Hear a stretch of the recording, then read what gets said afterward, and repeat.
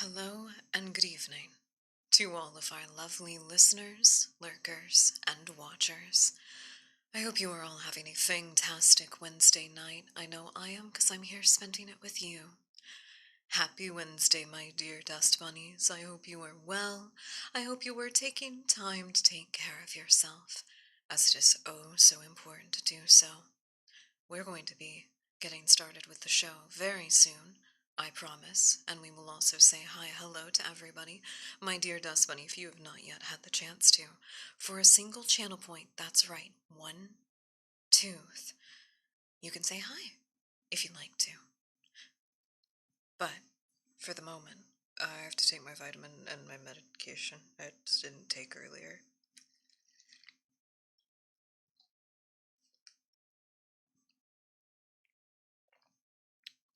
Oh no, only half of it went down.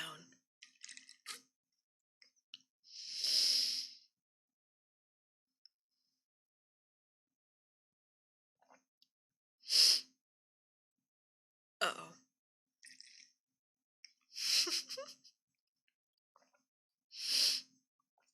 Everything's fine. We're fine. Everything is fine. Maybe having kind of spicy food right before trying to take my medicine was not a good idea. That may be the case. That may be the case. I'm also hurting. I'm in a lot of pain today, Dust Bunnies.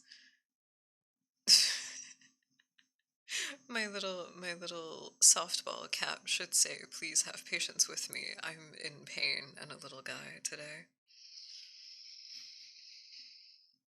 Oh, we are gonna do a nice little guided stretch / breathing exercise whenever we get started properly.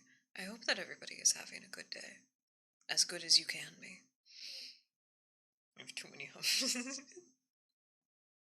Too many cooks, too many cooks, too many cooks, too many cooks. I love that. I love that. Cats are so silly. Cats are so silly. You're in the kitchen. This must be for me. This must be for me. Welcome in, everybody. Hello.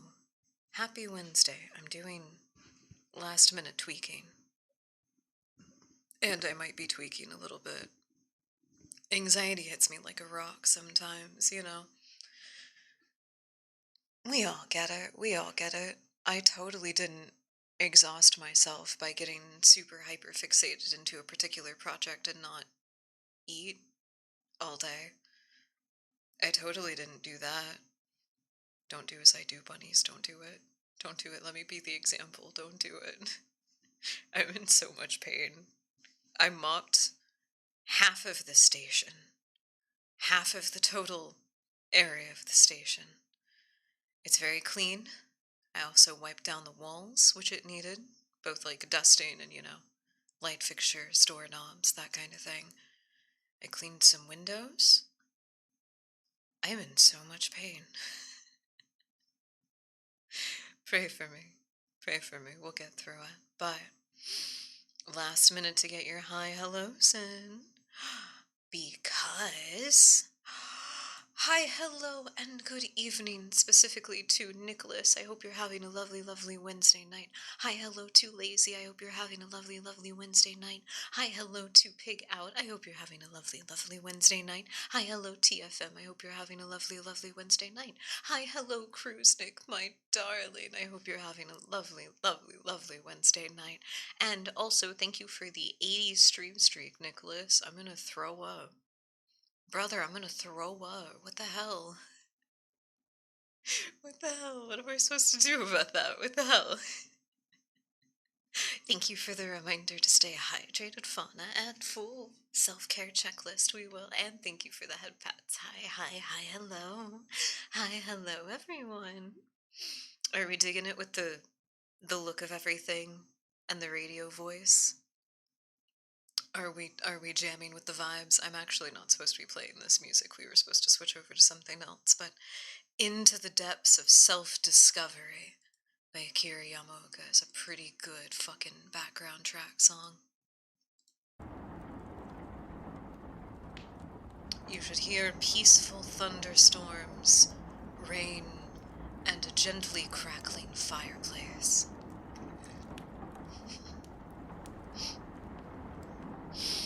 We can do a double self-care checklist. I already said we were going to do a little bit of a stretch, but thank you both Lazy and Fauna for the reminders to take care of ourselves. They are oh so important.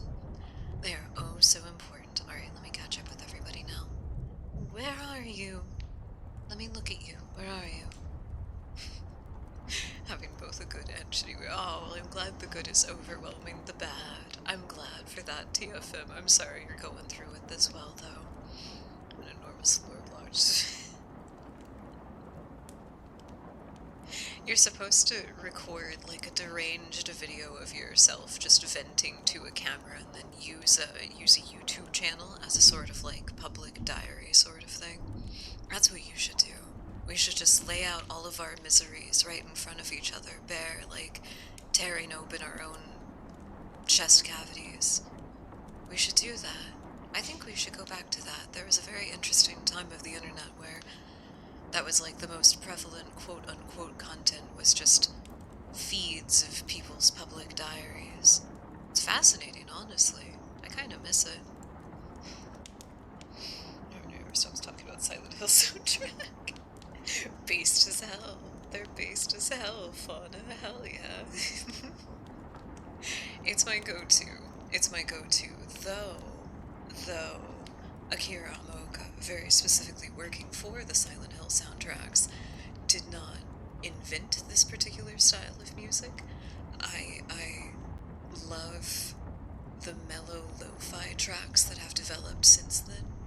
I dig it. I dig it. His spin on the genre, immaculate. Oh, thank you for that, Pat Lazy. Thank you, thank you, thank you. If it's hellishly good, there's been a lot of discovery. You know, it sounds cathartic. It sounds cathartic, TFM, you know. It's like when I get cuteness aggression about something, I just think it's so cute. It fills me with so much joy. It would be cathartic for me to just tear it apart into little pieces, break it up entirely. I won't do that though, because I like cute things to stay around, but you know, it would be cathartic sometimes when you're emotionally going through it to dig your nails in between your ribcage and just tear it apart, let it all fall out for a bit, be completely exposed and vulnerable to everything. Oh no, Fado, please get some rest if you need to. Tell your kitty cat I said hi, though. We have an immaculate pets channel on the Discord. I forgot, I think my tea's ready. Oh, it is, but I forgot to put honey in it, and we got honey today. We did a nice big restock of the station's provisions today. I'm very happy about it. I'm very, very happy about it. We got some more good fruits and vegetables that are in season. I stocked up on all of the basic necessities. Tonight, for dinner, what did you guys have for dinner? What did you have? I had spicy peanut noodles with chicken. Really good. Turned out very good. I've seen a chainsaw outside my window. Well, Lazy, if you need to get some rest as well, please do. Please do. When I'm already at the max number of Discord notifications. I love that their name is Cobweb, though. That makes me so happy. I'll take that as a consolation prize. I'll take that as a little consolation prize, if you'll let me. I completely understand. I'm very easily overwhelmed by Discord notifications. Stay here and drift off. Well, the ASMR chat is the exact place to do that, if you so desire to do so. You can put us on mellow volume in the background if you want to. If you want to. I mean, I totally wouldn't feel anything if you decided to leave us on in the background while you were sleeping. I would have no emotions about that whatsoever. That's a thing you can do if you want to. If you want to. I'm not gonna make you, though. I'm not gonna make you, though.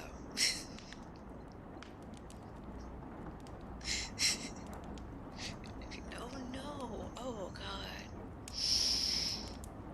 Oh. I'm happy for the progress with you, TFM, because that's a hard thing to break through sometimes.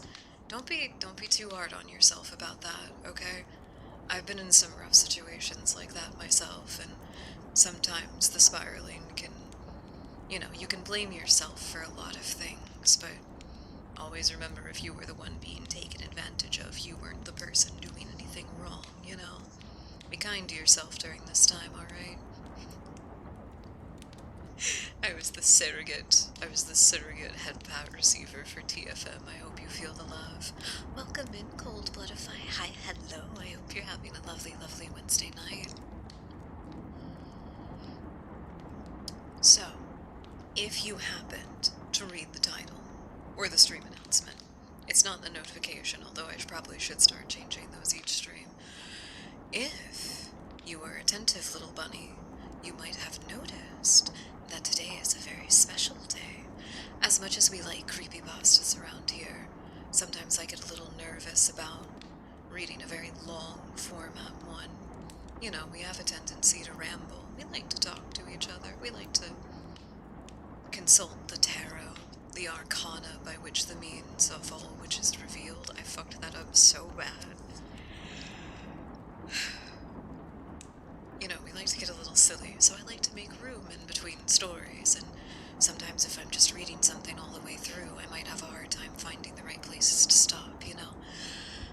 That is, however, not the case, I think, for the story that we have on the agenda tonight.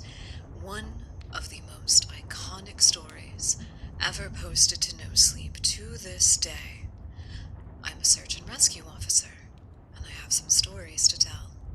I am very excited for this. I am very much so in the mood for some kind of, like, in the woods shenanigans. We're not going camping.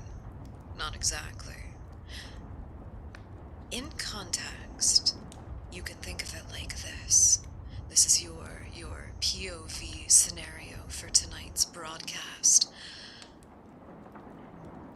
You, my dear Dust Bunny, will be lounging peacefully by the fire as a raging summer thunderstorm takes place just outside the window, and the calm, luscious voice on the radio will be here to deliver to you a dissertation, a collected report of stories from a search and rescue officer of all kinds of supernatural happenings.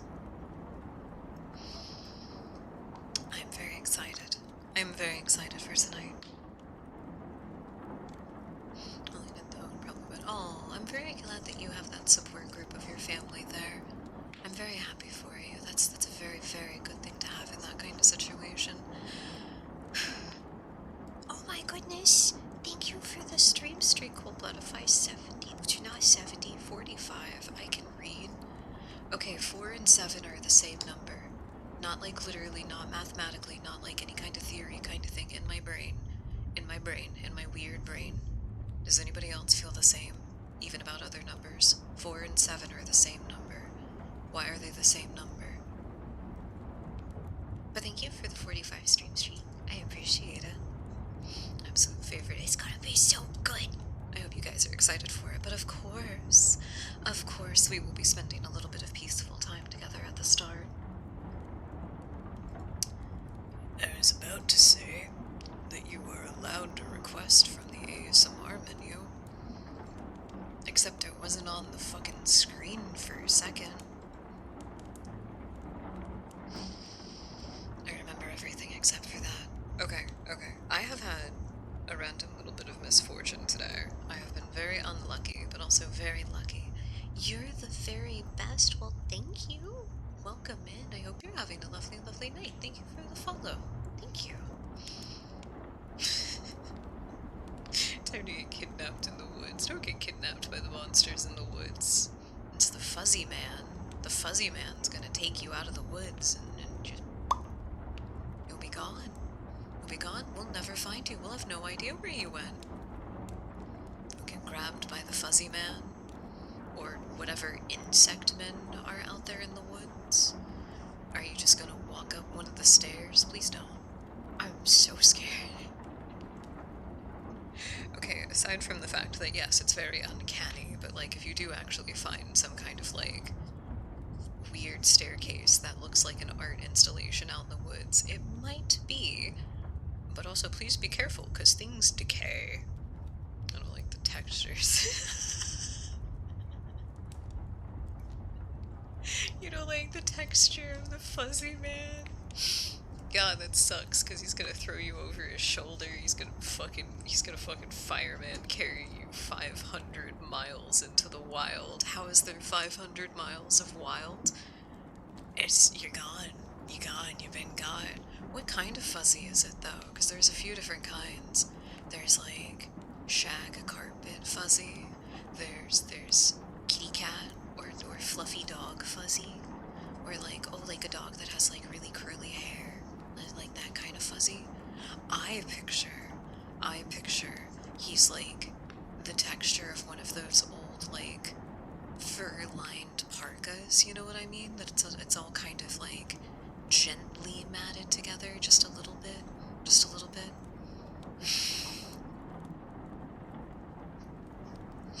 The asthma has been effective. The asthma has been effective. I did it. I made you feel asthmers. Yippee! I did it. My blanket is fuzzy. What kind of fuzzy? I have one on the back of my office chair that's got, like, one side is that, like, tufted together fluff, and then the other side is just, like, printed black and red plaid. Oh my god, I love my tea. I love my tea. You're telling me that the tea that's also good for my vocal health is fucking licorice flavored? Dude, I'm so happy.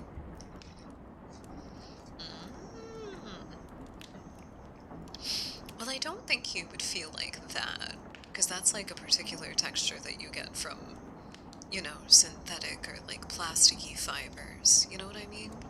I don't think the fuzzy man in the woods or like, you know, broad strokes. I don't think any of the big feet across the world would feel like microfiber cloth.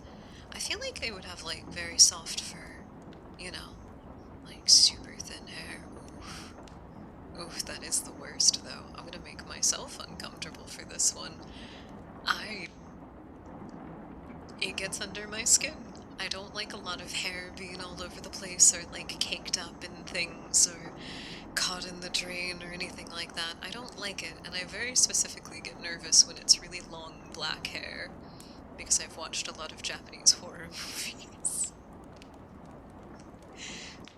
Haunted hair is a very reoccurring thing.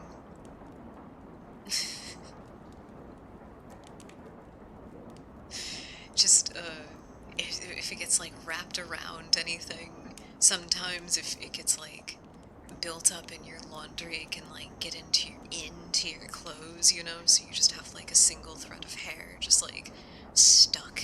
You have to locate it so precisely to remove it. You've torn the fuzzy woodman with burlap clothes. I hope he likes it. I hope he doesn't have a textural sensitivity to burlap. Although that would make sense. That would make sense that he would wear such things.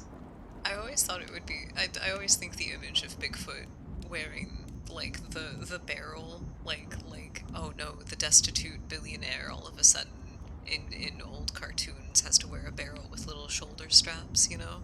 I've always kind of liked that image of Bigfoot wearing that. He's so industrious. He's so industrious.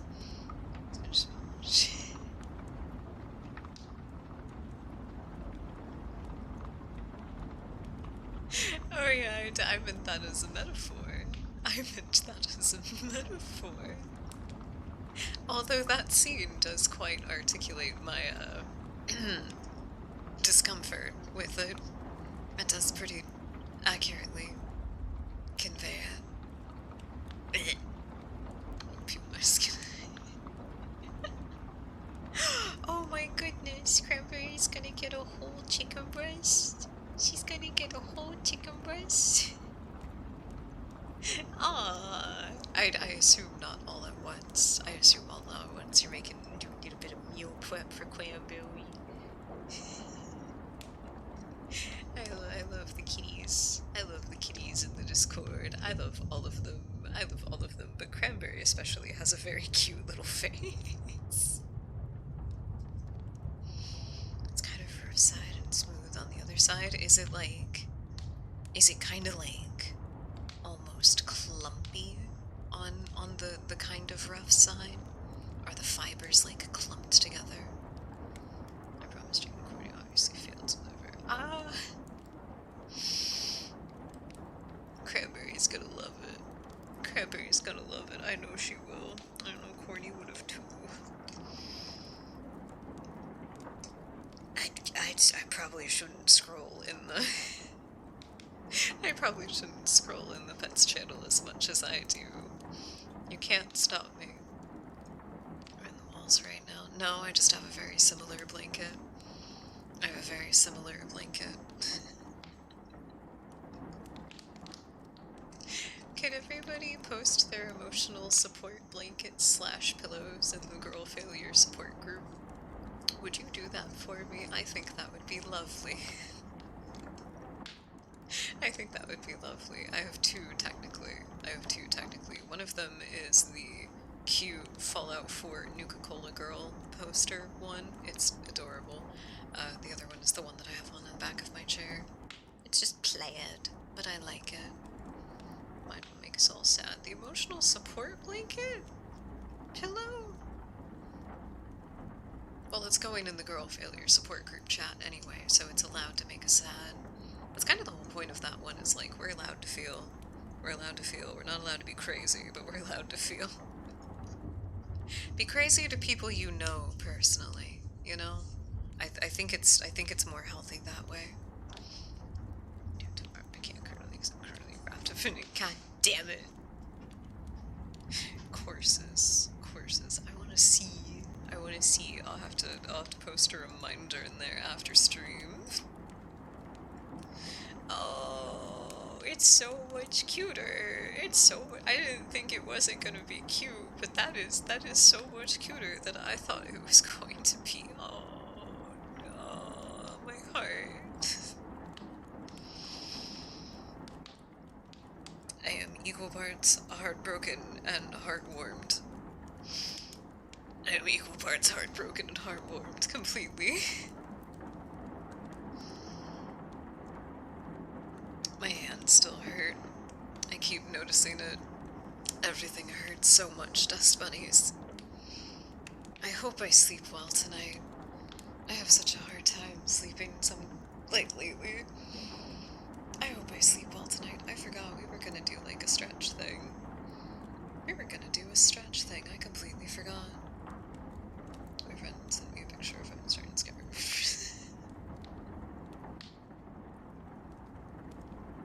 I don't even have to read those words. I know that font.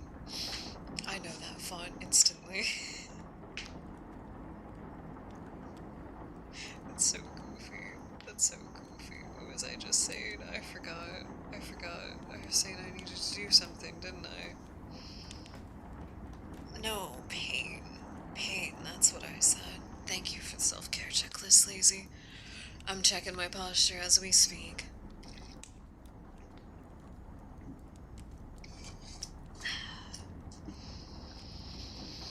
I might need to take a little break to eat some more food. Would all of you be okay with that? I might need to take a little break to eat some more food and to do a little bit of like full stretches. And then we'll come back and we'll do some little stretches. And then we'll just start reading, I think. I know. I ate most of it before stream, but I have just like a little bit left. I'm gonna do a short list of things for myself, including finishing off that food, drinking some water, probably putting on some lip balm too, actually. Yeah, I'm gonna need that later. Oh, I forgot to tell you guys the good news. it's not new, it's refurbished, but I got my replacement phone, my new replacement phone, and I have a very nice little case on it that we might have to do a hand cam stream where I like decoupage it or whatever, you know? We might have to do something like that. I'm very happy. I'm very happy the camera works, the microphone works, the outside screen works. It doesn't sound like creaky knees whenever I open and close it. Isn't that so nice?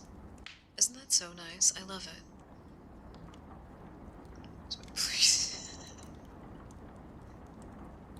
I'm telling everybody, when the things around you are cute, when the things around you are cute, it does wonders for your mental health. It really, really does. I'm living by the motto that I can be sad, but I can't be gross. I gotta, like, work hard to put myself together, take care of my environment, make things look adorable so I'm happy to, like, wake up and look at everything, you know? It's all very important. That's what I said. It's heartbreaking but heartwarming.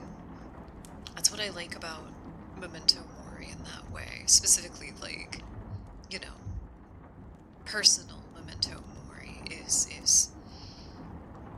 you're allowing yourself every time you look at it to be reminded of those emotions because you know how important they are, you know? That's something that makes me happy that there's, more and more people that seem to be accepting death as a concept in even just those little ways. It makes me happy. But alright, everybody, we will be right back. I'm gonna go finish my food, take care of myself in a couple of ways real quick. We will be back as soon as we can. But in the meantime, allow me to leave you with some music, and we'll see you soon. It's brutally industrialized. Well, you can work with that. Look up, bunnies, help me. Eco-brutalism? Is it eco-brutalism? I think it is. Look that up. Look that up. If you like the industrial look, but you want it to spark joy, plants. Plants everywhere. Of all kinds, of different colors and shapes and sizes and everything. Eco-brutalism, bruh. Okay, we'll be right back.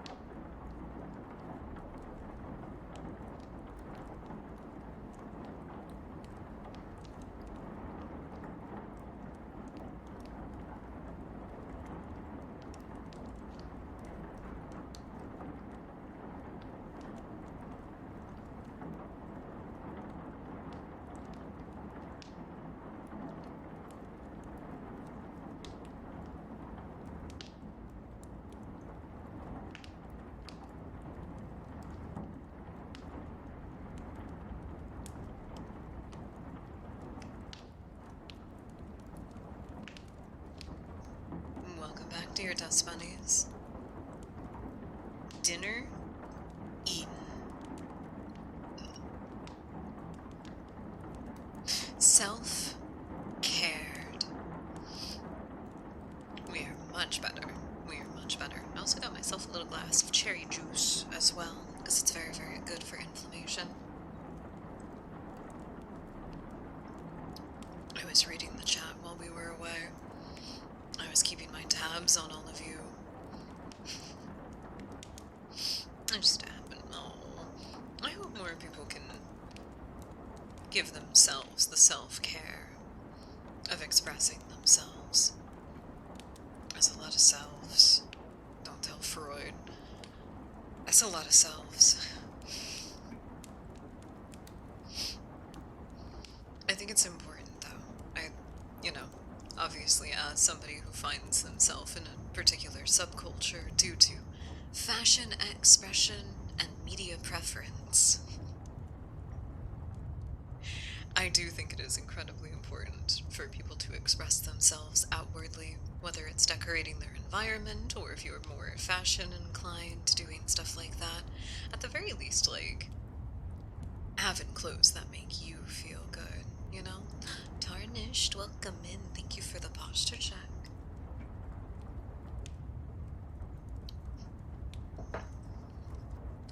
Why don't we do that? Why don't we do our posture check? My dear bunnies, if you are able to, go ahead and stretch along with us. We're going to do a little guided breathing at first, but what we're going to start doing is we're going to extend our arms out into little T-pose. You don't even have to be standing for this. I'm not. We're going to extend our arms out into a little T-pose. We're going to tilt back or forward, depending on where you overcorrect. We're going to tilt our tailbone to where it's pointing down, supporting all of our upper body with our core, feeling our chest and shoulders open up as we extend our arms. We're going to breathe in, and we're going to put our hands right behind our head, keeping our elbows wide, our shoulders low, and maintaining that posture.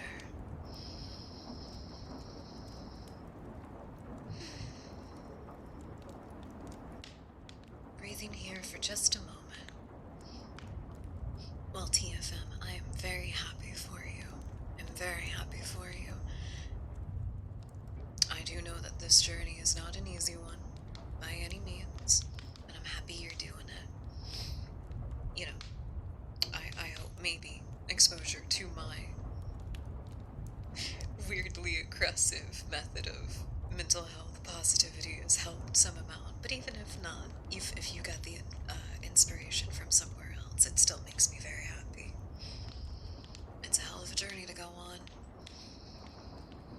On our next breath in, we're going to extend our arms back out while maintaining our posture. Let our arms fall to our sides. Breathing out once we're there. Breathe in, and we're going to lift our hands back behind our head. And breathe out, and we're going to lower them again.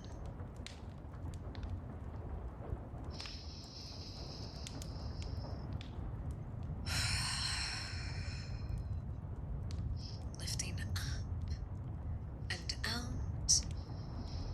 Breathing in, pulling that breath a little bit deeper each time.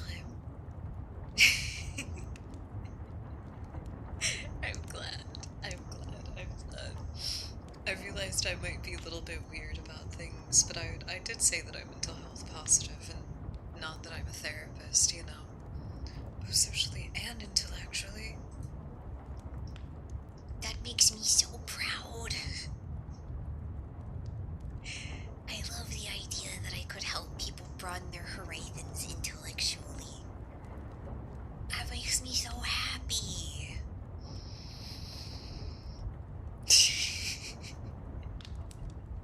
You've done it to yourself, though. You've done it to yourself. Consequences of your actions. Good You know what you've done. You know.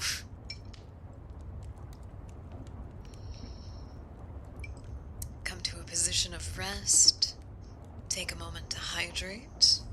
In some way, I will accept non-water hydration as long as it is not active dehydration, including heavily caffeinated and heavily vitamin-enriched heavily vitamin-enriched vitamins. Are you sure you come here for my intellectualism? Are you sure? I'm starting to question if that's what actually is going on here, if I'm just fucking deranged. I see myself in a much more positive light than reality reflects. About punctuation and such. Well, I'm glad I can be helpful there. You know, as an editor by heart, I can't help it. I want people to know. If you're going to communicate via text, it's the best thing to do to make it as easy as possible.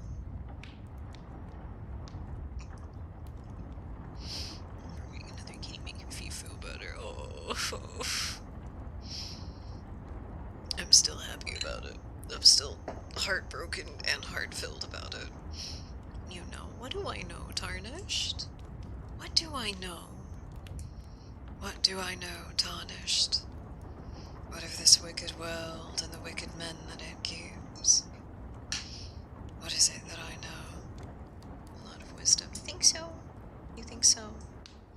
Sometimes I don't feel like it. Sometimes I feel like an absolute idiot, dude. I know I'm not. I do consider myself an intellectual, you know. I like Gothic literature. I like film and cinema. I have an appreciation for the arts in a variety of ways. I also like psychological horror video games and being really weird about them. I don't really have a choice now, do I? Well... We're supposed to...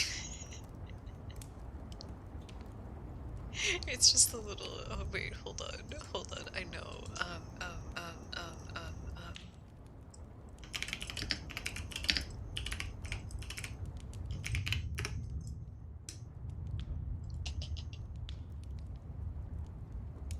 Hold on, I've got to find the right one. I've got to find the right balance. Oh my god, that's not what I looked up. That's not what I looked up at all.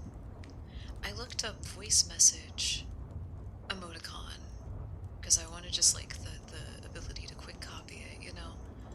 And instead there were obscene things. There were obscene things on the emoji website. Heaven forbid. There you go. We posted .wavs in the chat now. She on screen anonymous. Or wait. Oh no, I did hear that.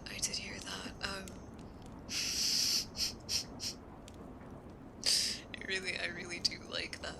I like that Anya sound. I love her. Just you need to relax. Like she's genuinely so concerned. No, I know. It's not about knowing everything though. It's about like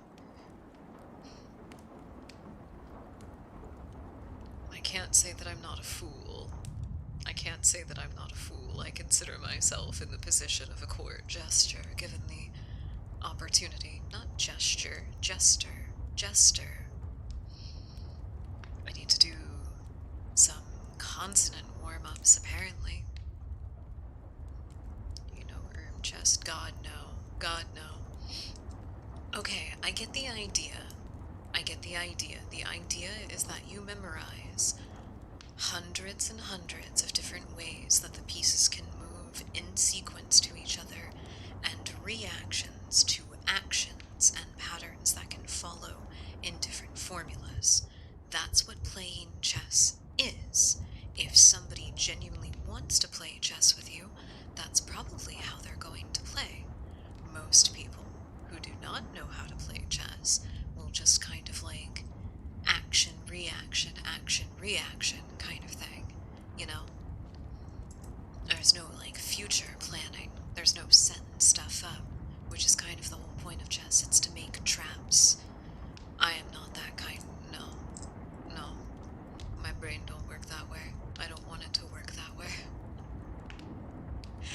rather have my collection of obscure knowledge when it comes to horror video games. I think that's where my tisms lie, and that's okay with me. Well, welcome in, Frenzied. I hope you're having a lovely night. What kind of frenzy? Murderous? Lustful? Oh, it's a cute frenzy. Okay, that's fine. Welcome in. Enjoy your frenzy while you were with us.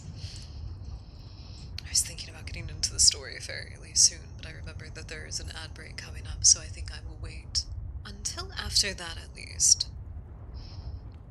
You learn openings, learn the patterns, learn the principles of what you do in certain situations. Yep, that's exactly it. It's the reason that I know that that's what it is because I had somebody who, like, actually knew how to play chess describe it to me like that. This, I think, is called the chess tree. What is that? Oh, I'm so curious about what that is.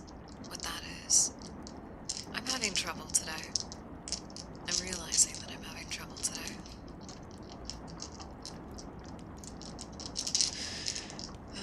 It's alright. My calories from dinner are kicking in.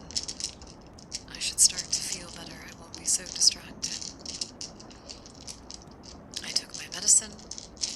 My brain should start to feel a lot less foggy. Hopefully. What is the chess tree, though? I want to look it up now. They're losing themselves and planning ahead so much that they completely blue screen. Does that happen? You can make somebody mentally blue screen? You can overwhelm somebody's brain so much that it just, like, clicks off. This is an actual scientifically recorded phenomenon.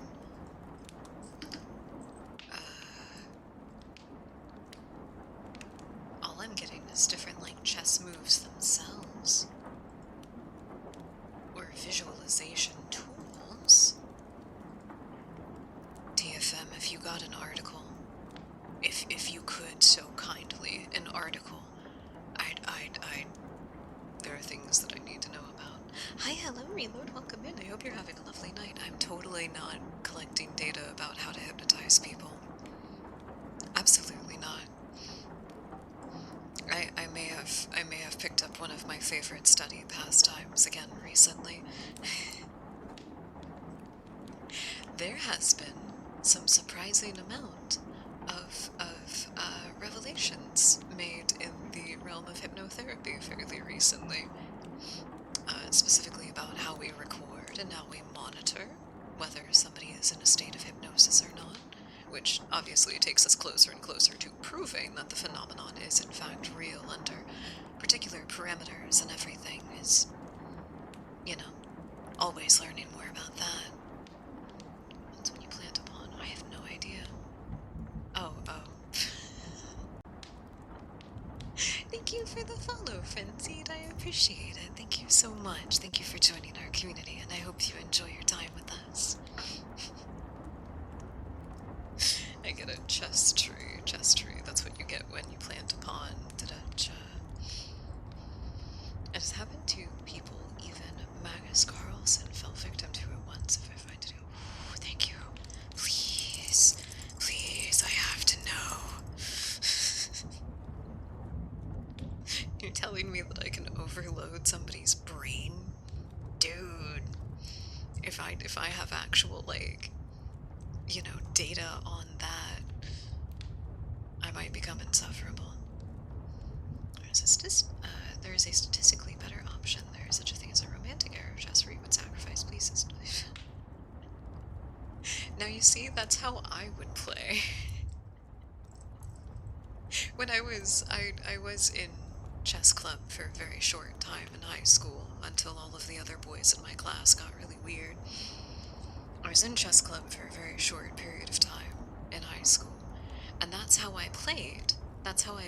I couldn't envision, like, a full match. I couldn't. We hadn't really got to that point of, like, you know, 10-step matches or something like that. I envisioned, you know, long romantic fights of, like, bitter back and forths, and sometimes having to sacrifice a pawn or another piece just so you can get a little bit closer to something. You know? It was brutal. It was artistic. It was romantic.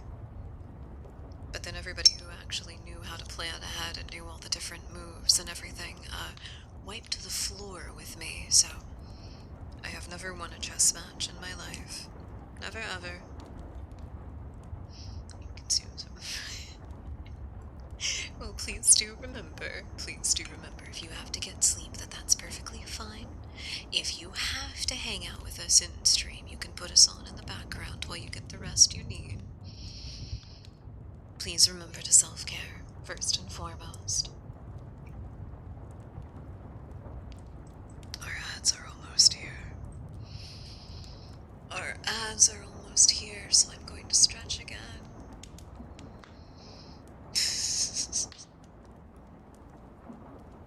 Thank you for the 5-stream streak reload. Yep, I assumed that was from I'm Scared.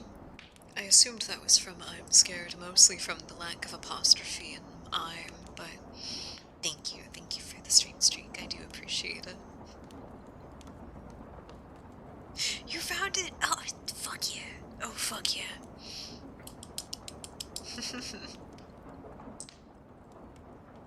If you could post it in the Weblinks Discord channel, I would be so appreciative.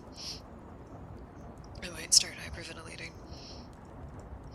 Cognitive blind spots, historically also known as amaurosis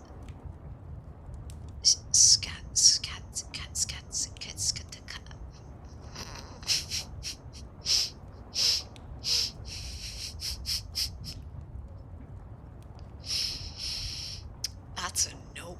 I'm gonna have to look up how that's pronounced. Nope. Please tell me how it's pronounced. How to say. Well, that's the first one. I didn't have a problem with that word.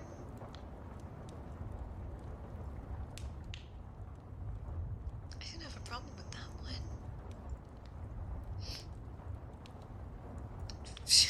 Amaurosis. I think I already did fail miserably. Okay, amaurosis. What about in Italian? Why in Italian specifically? I thought it was just Latin. Is it Italian? Pronunciation. Scacchistico. Scaschistico.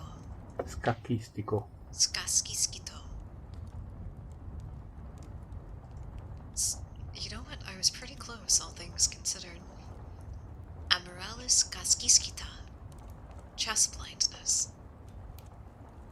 We did it. We did it.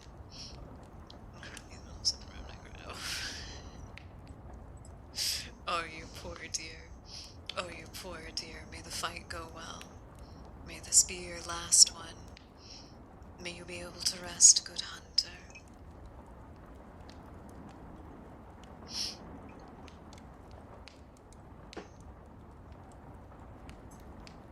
I'm gonna have to have Cruisenik give me a back rub later. I can feel it between my shoulders. No amount of stretching is gonna get rid of it. It's either that or I grab my heating pad and I just kind of like lay on it for a little bit. God, more people should do that for themselves. Not even like an afternoon nap. You just like lay on the couch for like 10 to 20 minutes. Oh, it's so nice. It's so nice. Just lay on like the heating pad for a little bit. It really does help. It does. And then if you have someone or something to help you massage your back, then it just feels so much better. Sorry, I'm back. You're fine. Stop apologizing. How many times can you cry? How much is 100 kilograms in pounds? Hold on.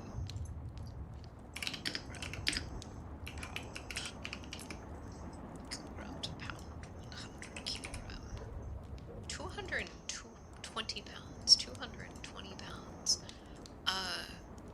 I I weigh like 120.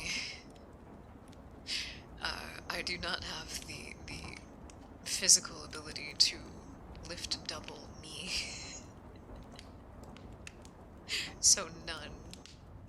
I probably shouldn't even attempt because that would hurt quite a lot. I am physically fit.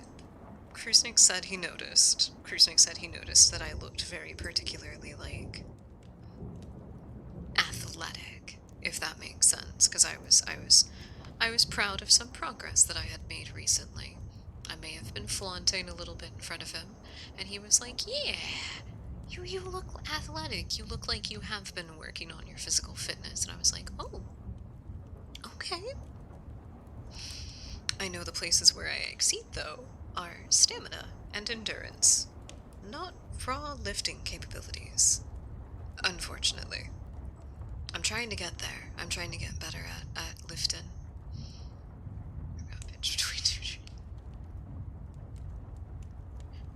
Well, now I'm so concerned. I'm so concerned. You poor dear. What happened? What happened? What happened? There's a high level of required brain calculation. That's so silly. That's so silly. God, humans are such interesting creatures. I can't get over it. You can just break somebody's brain. Just like that. Huh. Can you, like, overload them with information? Put them into it like a state of mind where they're concretely absorbing all of the intake instead of, like, disassociating, you know? Because that's usually what people do when they get, like, overloaded with information, is that they just start to disassociate before I think that break happens. But it's sheer will of the chess player that they stay locked in until their synapses shatters.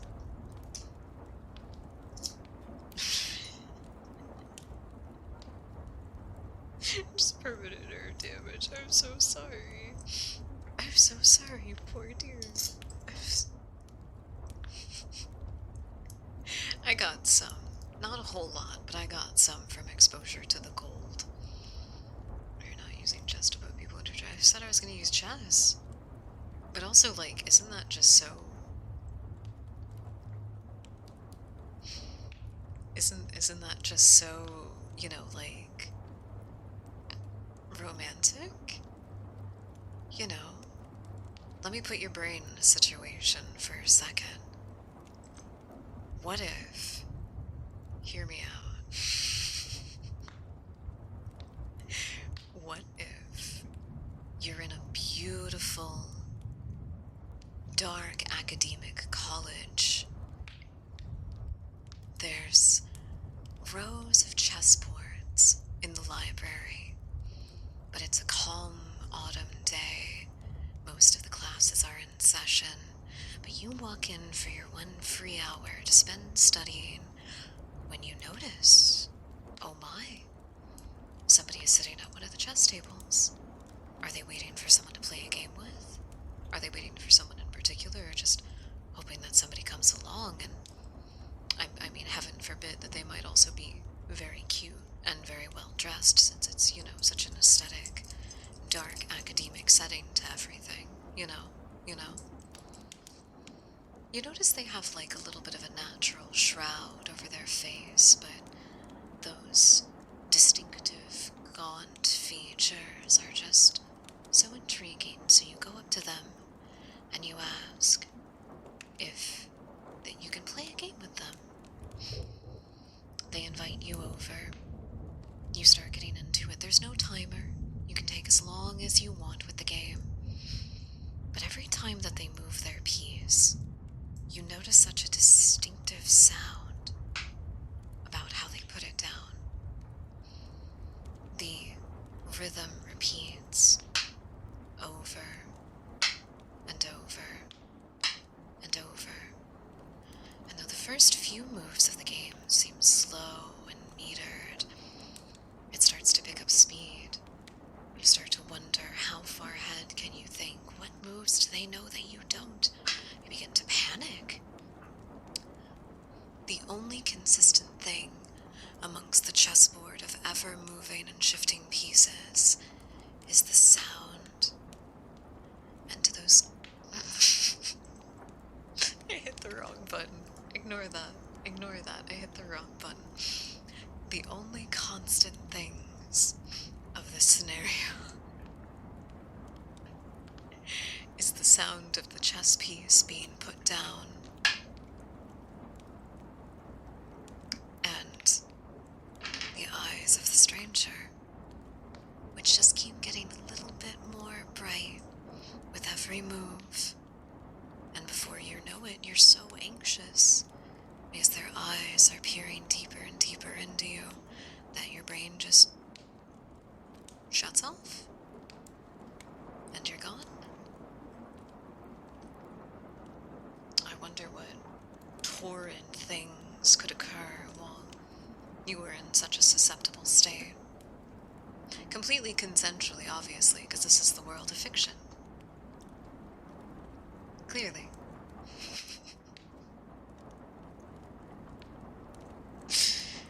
You know, some VTubers go on little, breakdown rants like that on the occasion, but I don't know if I've ever heard somebody actually do, hypno kink like that on Twitch before. If I am the one, if I am the only, it will be me. It will be me. I play chess and suddenly get the urge to drink copious amounts of water. Oh no, oh no. You would come right to the source? You would come right to the source of the person who apparently can control you with a word, with a simple turn of the phrase? How bold! How bold! I'm sure nothing wrong will happen.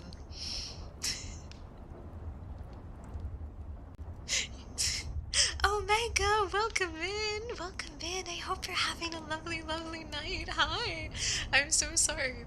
I'm so sorry. I was catching up with chat for a second. The alert startled me and I forgot that nobody else can hear it.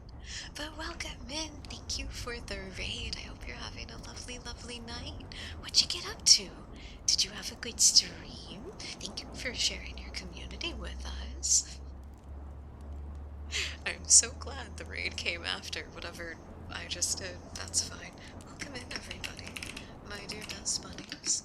If you could give Omega some love, I would greatly appreciate it. Shout out for your convenience. Look at that little guy.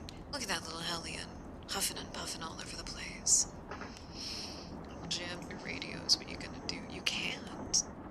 Do you really think you can completely remove all cosmic background radiation in the universe? There will always be some deeper, darker part of space I'll be able to reach you from. Anyway, welcome in. Hi, everybody. I hope you had a good stream, my dear dust bunnies. My dear raiders, not my dear dust bunnies. My dear raiders, if you must raid and run for any reason whatsoever, please do remember that self-care is the most important, and we want you to prioritize taking care of yourself. But if you want to come back and hang out with us after you prioritize yourself, we'll be very happy to have you. Not after the heat death of the universe, but I will always persist. My name is RavenAnarchy, and I am the host of Broadcast 160.4 Cosmic Background Radio.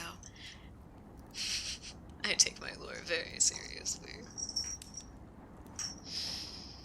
Spite will stop existing long before the heat death of the universe. Oh, are you not familiar? Are you not familiar? I would get super existential about that. I would. I would. Do you think you can last the millions and millions and millions of years completely alone? Utter isolation?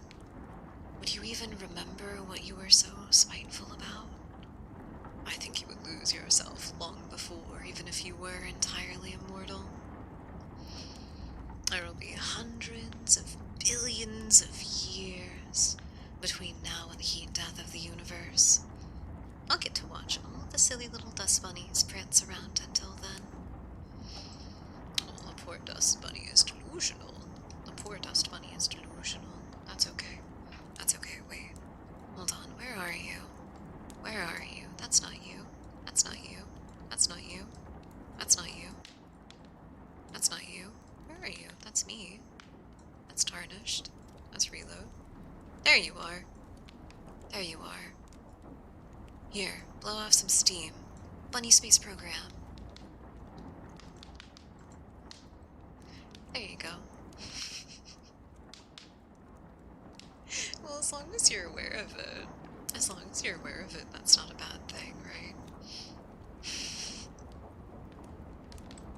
I found you eventually. I found you eventually. Did you enjoy your trip to space? Did it help you clear your head? I hope so.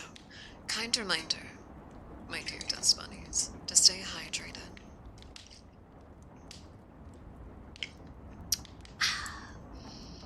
Don't forget to stay hydrated with clear, crisp, pure crisp, refreshing water. Don't forget to stay hydrated with clear, crisp, refreshing, hydrating water. Hell yeah. I like space too. I like space too. Space is awesome. Nobody talks about, like, fun astrophysics stuff anymore. It fell out of vogue to be really into astrophysics, unfortunately. But, like, planets dancing around in a cosmic tango? Are you kidding? That's something that could get me into math really quickly.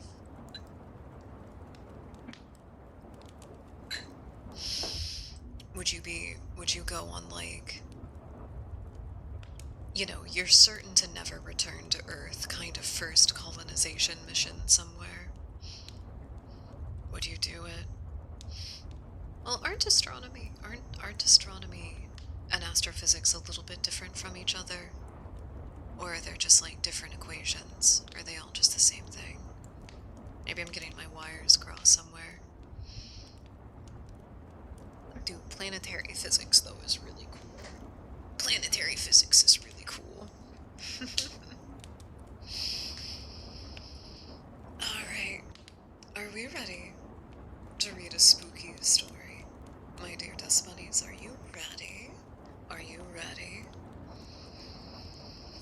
I'm stretching one last time, getting myself into a better place. I have no idea. That's okay. That's okay. You're allowed to not be sure. That's okay. Should we also do the cute little...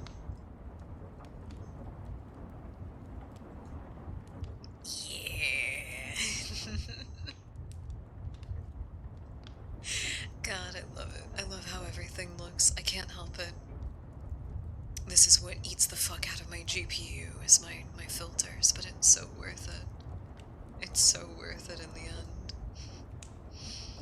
No, there is nothing I can do before you suggest anything. No, there is nothing that I can do to fix it. If all my GPU can give is a 10, but what I need is 25, there's nothing I can do about it. I gotta get you guys before you start, like, giving me some unsolicited advice. Aren't they? Aren't they? Welcome in, Yogi. I hope you're having a lovely, lovely night. Hi. Hi. I think they really add to everything. I think they do. Let's see where... There it is. There it is. I've got it. Okay. I'm wondering how I should lay everything out so that we can read it smoothly, but I can still see all of you if I need to. I think that works. I think that works. Alright. Are we ready for a scary story? If you read the title, you might see that tonight we are reading I'm a search and rescue officer for the U.S. Forest Service. I have some stories to tell. I'm going to avoid some of the preambles of the stories that come later, because they're sort of just like reply stuff to previous entries, if that makes sense. I will stick with the spooky parts of the stories, and we'll read these out like almost like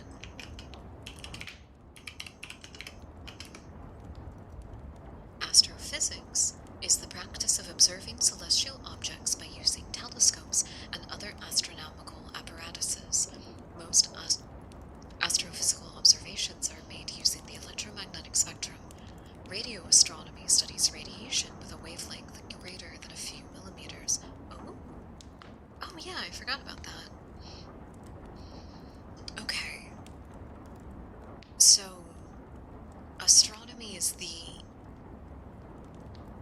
just what is. It is just what is. Astrophysics probably applies a lot of equations to very specifically things that we can only record with different machines, like how fast certain planets or orbital bodies are actually moving, and that kind of thing. And of course, as mentioned, radiation levels, which is always fascinating. It appears they are one and the same. They seem a little different. They seem a little different, but I'm very curious what other scientists would have to say. I do too. I do too, honestly. I think they're both very interesting, because space is just cool.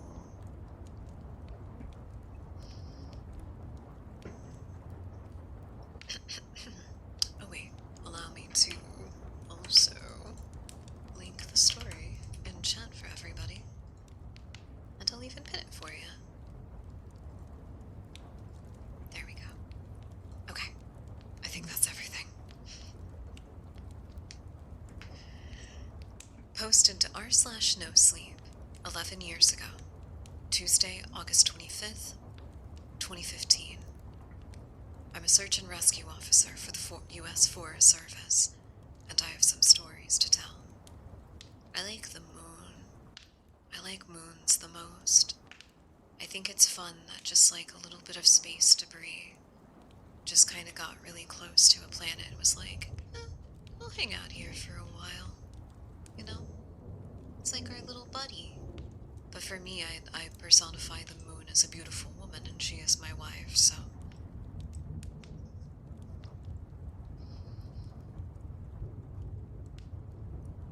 I wasn't sure where else to post these stories, so I figured I'd share them here.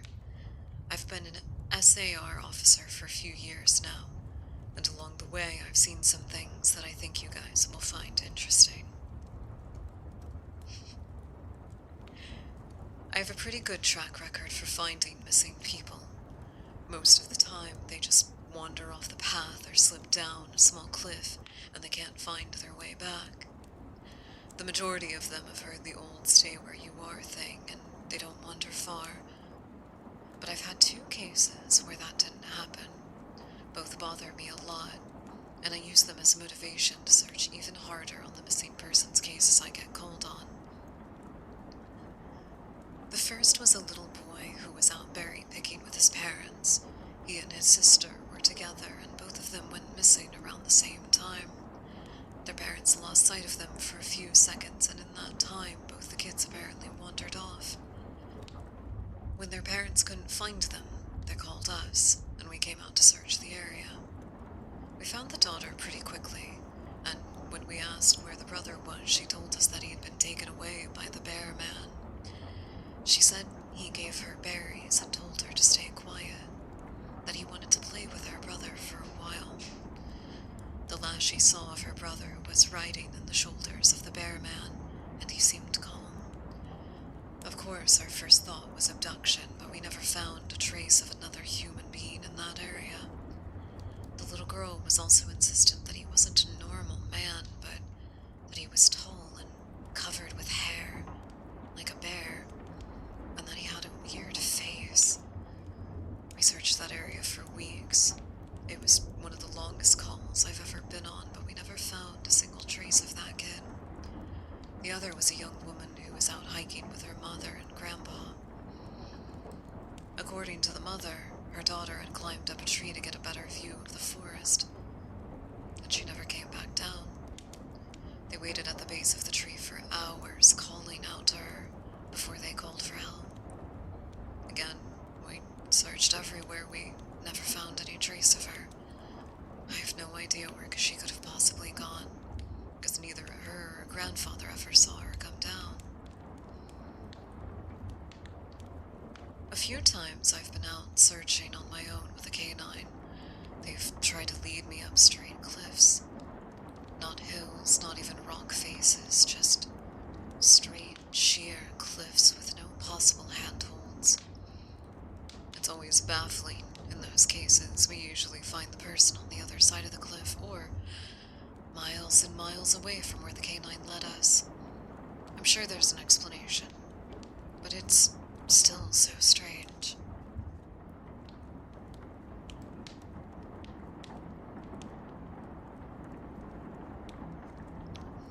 Did you know that in England, there's a bridge that is reported to be called and I kid you not on this is not a joke, Legend of the Dog Suicide Bridge. There is a bridge in rural England somewhere that for some reason dogs like to launch themselves off of spontaneously. Sometimes, if they get a scent for it from a great distance, they will go charging for it and leap off the bridge that has a sheer 20-foot drop. It's terrifying. Nobody knows why. Nobody has any idea. I assume for the same kind of tracking thing, which I'm very well aware is something that happens. Whatever it is, it's at the very least close to the same phenomenon, you know? Hold on. I'm watching for the half-hour mark. I think once we finish part 1, I will need to take a very quick little break, if you guys will let me. I'll be close to the hour. I'll be close to the hour, I think.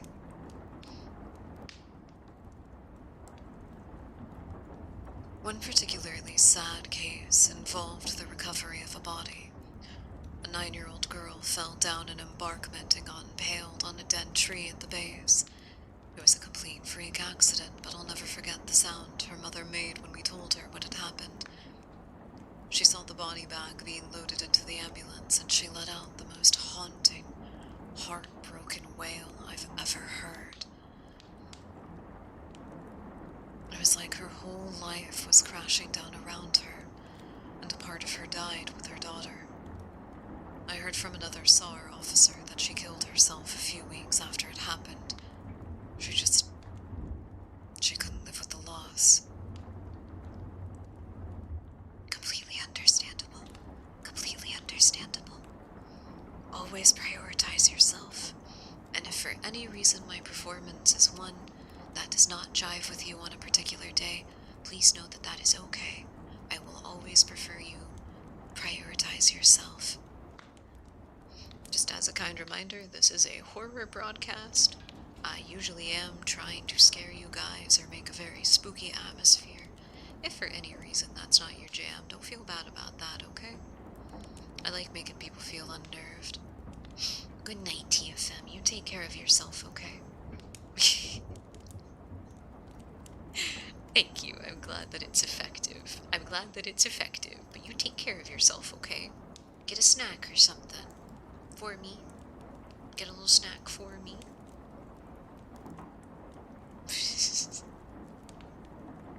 But not today. Fair enough. Completely fair.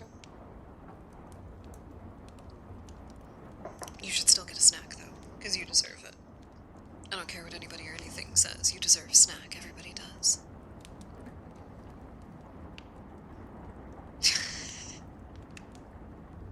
That's also understandable. Good night, TFM. Excuse me. Good night, TFM. Sleep well.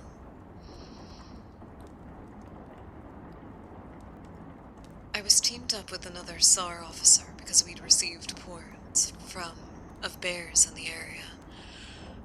We were looking for a guy who hadn't come home from a climbing trip when he was supposed to, and we ended up having to do some serious climbing to get where we'd figured he'd be. We found him trapped in a small crevice with a broken leg. It was not pleasant.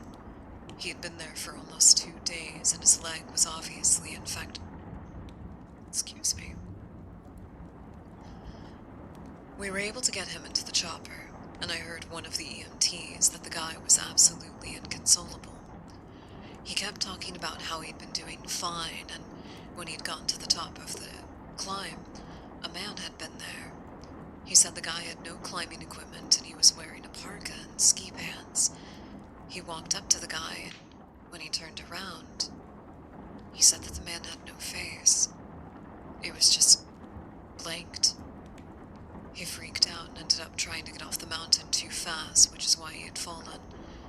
He said he could hear the guy all night climbing down to get off, climbing down the mountain and letting out the most horrible muffled screams. The story bothered the hell out of me. I'm glad I wasn't there to hear it.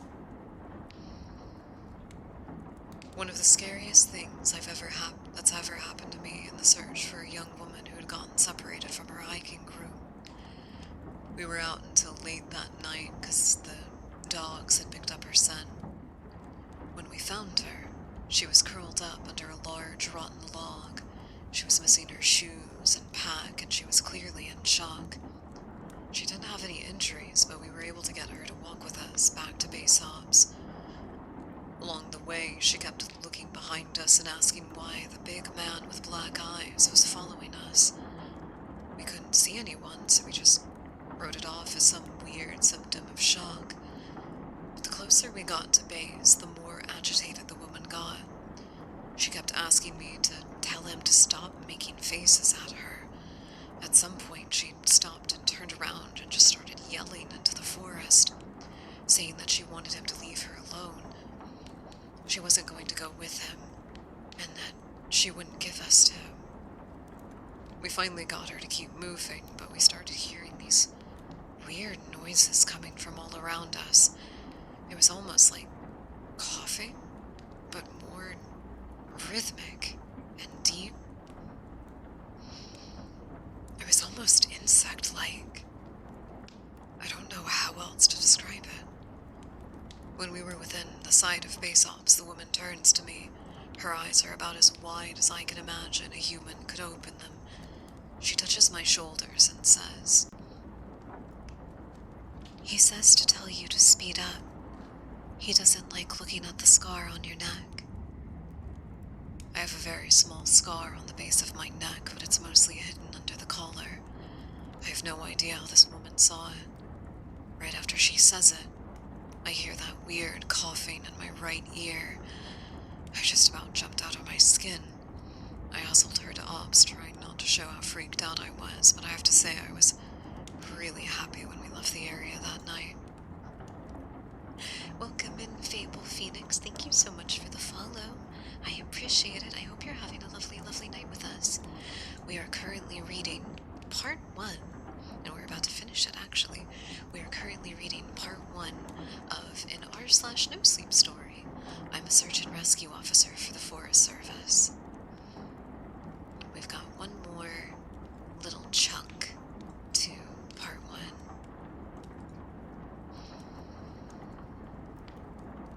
This is the last one I'll tell, and it's probably the weirdest story that I have.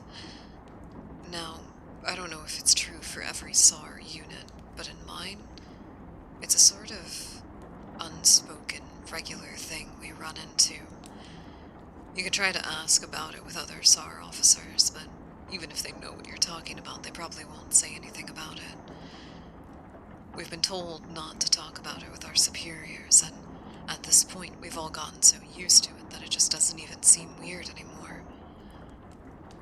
On just about every case where we're really far into the wilderness, I'm talking 30 or 40 miles, at some point, we find a staircase, just in the middle of the woods. It's almost like if you took the stairs out of your house, just cut them out, put them in the forest. I asked about it every time I saw some, and the other officers just told me not to worry about it, that it was normal.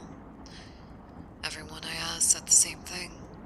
I wanted to check them out, but I was told very emphatically that I should never go near any of them.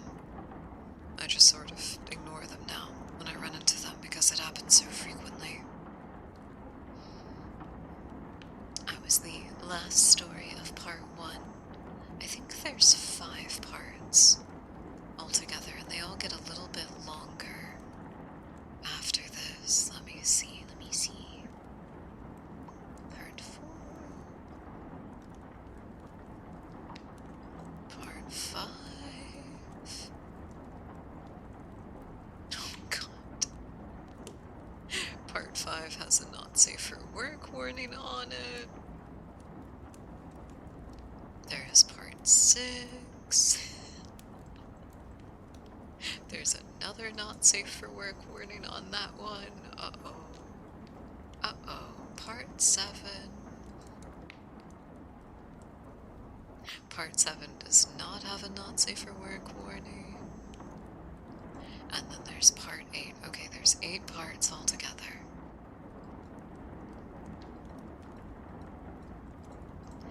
Lovely. There's 8 parts altogether. What did you all think about that first one, though? I know. Classic, classic. It's immaculate. Since this one's only about 10 years old, it came out in 2015. Since it's only around 10 years old, this is in what I like to think of as the second wave of creepypasta early era. For me, most of it kicked off in 2009 to 2010 area. 2011 is where we get a real ramp up of really spooky stories, but this one is definitely inspired by a lot of the ones that came before. Aren't they? What do you think would be the more scary version to come across in the woods? Would it be just completely normal house stairs with the light carpeting on it? They're cut out in a way where one side that's supposed to be up against the wall just is open, but it still has the railing on the other side. I think a full L-shaped staircase going up all at once would be even creepier. Kind of the idea that you can climb up it and lose sight of the bottom of the stairs at some point. I think that would be very particularly uncomfortable to stumble across, honestly. I made myself a little bit unnerved with that.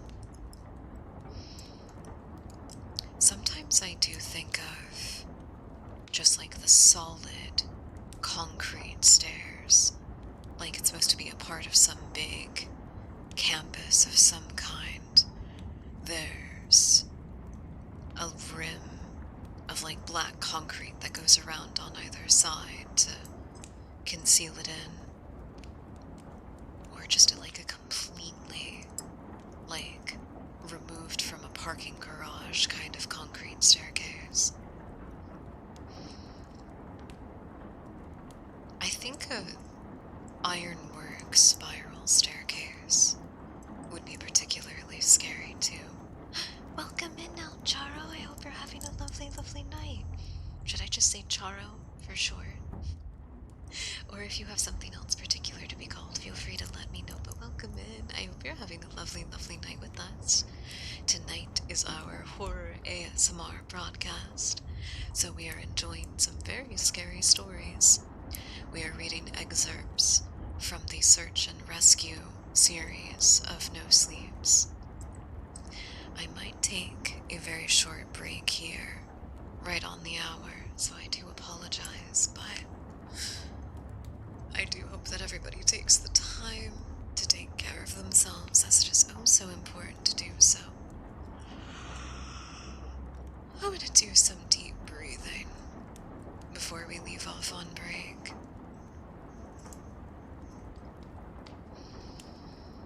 I'm gonna check my posture. Breathe in through my nose. Feel the diaphragm fill with air, and then controlled exhale through the mouth.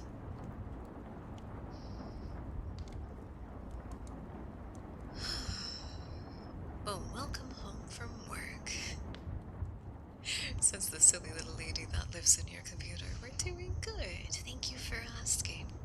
I hope you're also doing well. Good to be home from work, at least.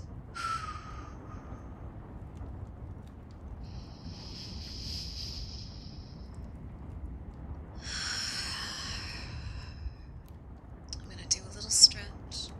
I'm gonna lift my arm above my head. I'm gonna lean to one side.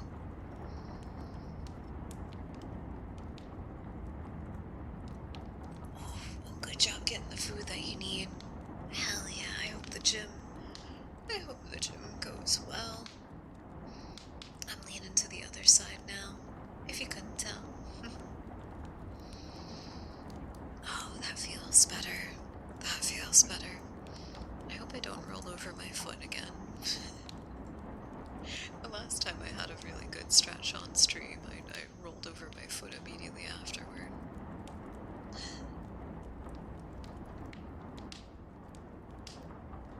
There's apparently some very cute Twitch event going on that Matara is a part of. Hold on. Hold on, I didn't know about this. Matara? Where is she? Uh-oh. My Twitch thing messed up. Hold on. Oh, there she is. Oh, she is on the front page. Oh, hell yeah.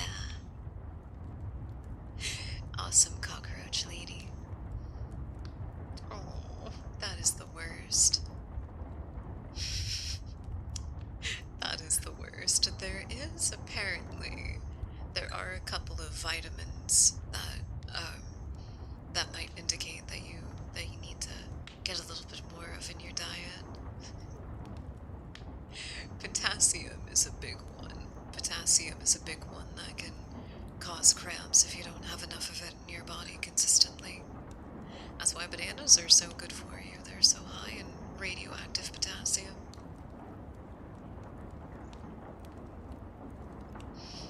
You know, I probably should eat one too.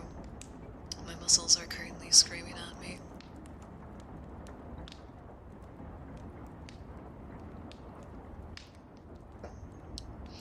My dear dust bunnies, I want to thank you all so much for taking some time out of your day to spend it with us.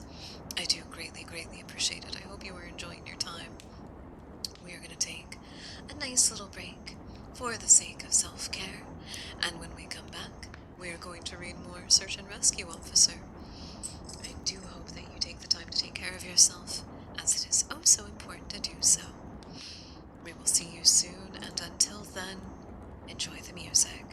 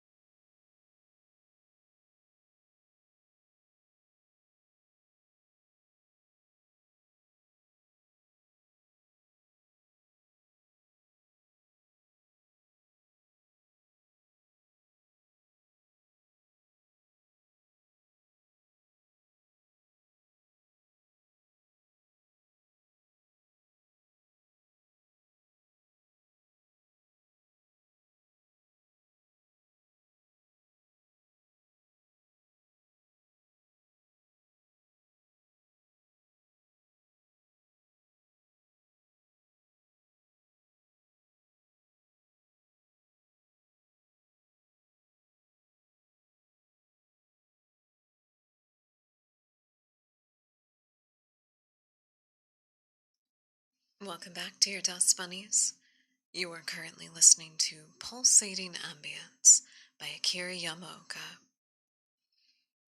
I think this one is from... Is this one from SH4? No, I can't remember. Welcome back to the station, though, everybody. Hello. Oh, I forgot I still had my... I forgot I had that particular filter on. I hope everyone is having a lovely night with us. Shit. I forgot something. I was gonna grab my heating pad so I could put it on my back. Okay, hold on, I'll be right back. I'm so sorry.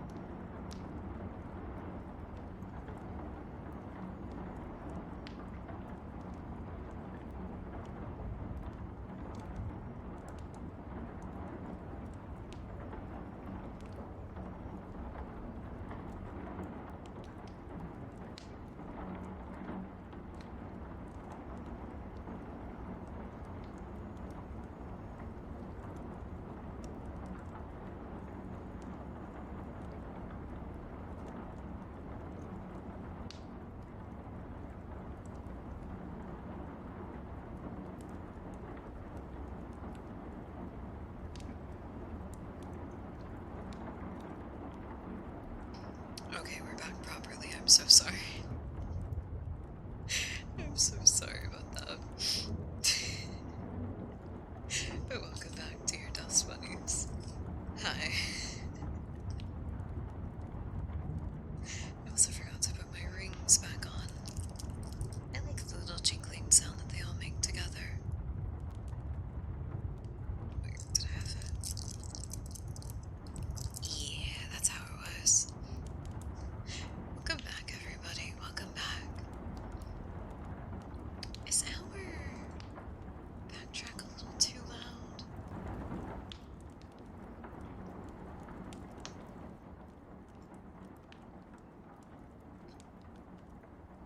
Is that better? That seems a little bit better. I kind of felt like it was scratching my brain in a weird way, but it might have just been me. Okay. Kind reminder to stay hydrated, my dear Dust Bunnies.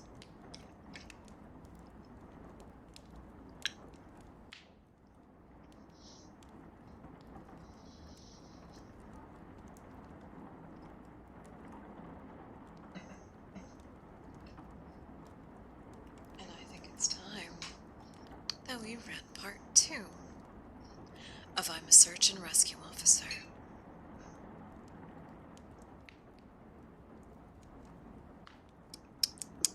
I'm trying to figure out how not to get the model to tweak out whenever I take a sip of tea. I just bend myself down so low. Especially if my back hurts, but, terrible, terrible shrimp posture. I do require those posture checks most of the time.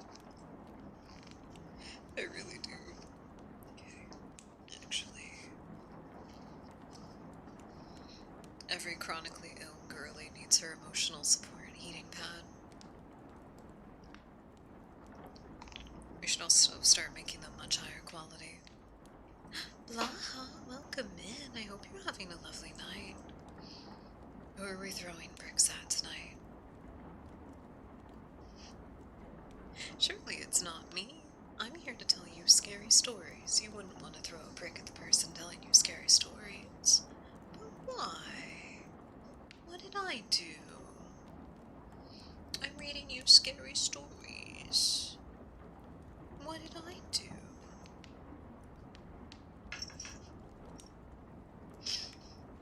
And why are you here?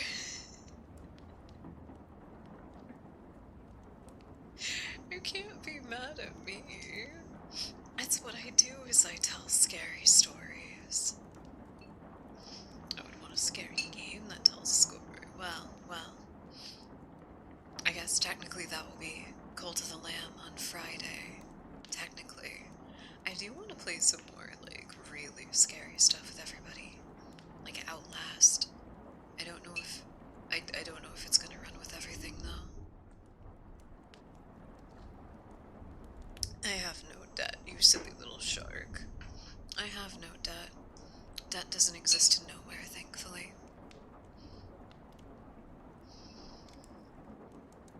This is part 2 of I'm a Search and Rescue Officer.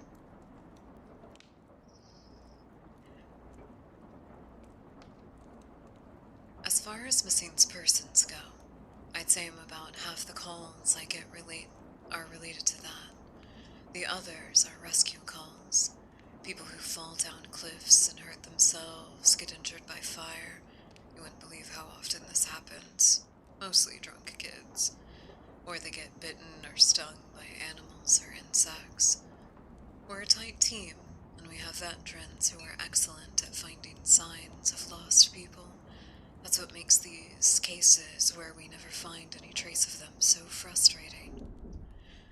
One in particular was upsetting for all of us because we did find a trace of them, but it just led to more questions than answers. An older man had been hiking alone on a well-established trail, but his wife called to say he hadn't come home when he should have. Apparently he had a history of seizures, and she was worried that he hadn't taken his medication and had suffered one on the trail. Before you ask, I have no idea why he thought it would be okay to go alone, or why she didn't go with him. I don't ask about that kind of thing, because past a certain point it doesn't really matter. Someone is missing, and it's my job to find them. Excuse me, I'm gonna sniffle for a second, 1 sec.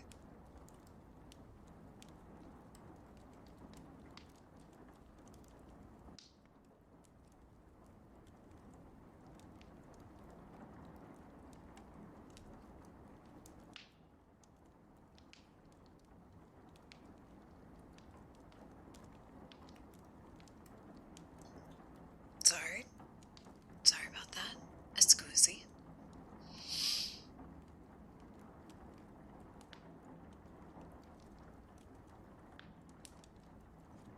Where was I? Oh, shoot. Someone is missing, and it's my job to find them. We went out in a standard search formation. It wasn't long before one of our vets found signs that the guy had gone off trail.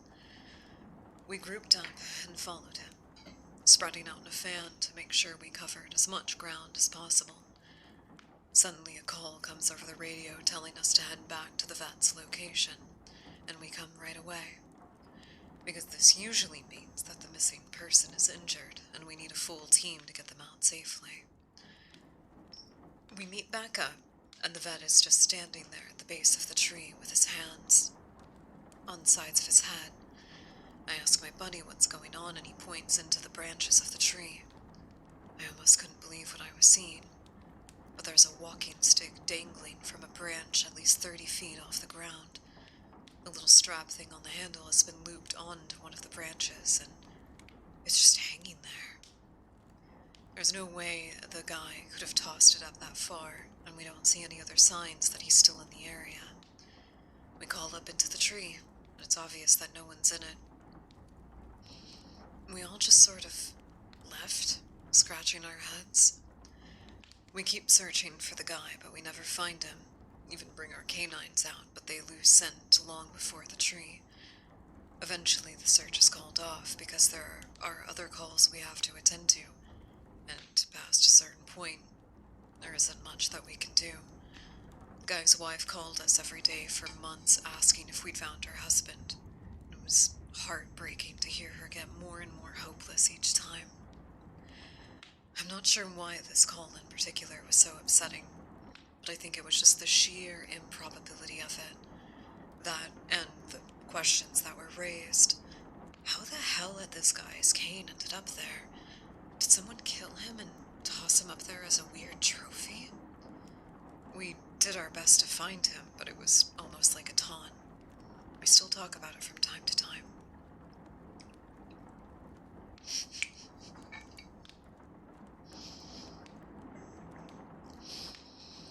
for some of these, it would be especially spooky if there are just anomalous park rangers that just spirit people away like that. I wouldn't be surprised.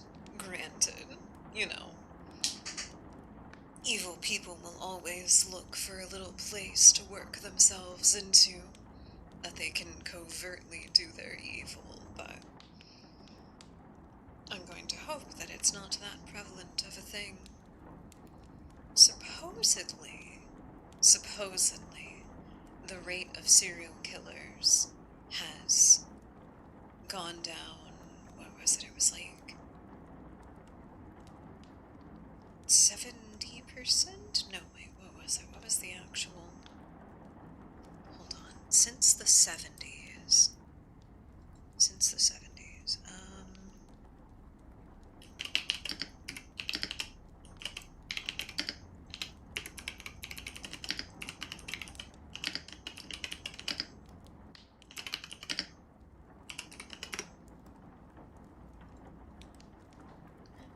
According to the Radford University Serial Killer Database, the number of serial killers in the U.S. has increased. Wait a second. Wait.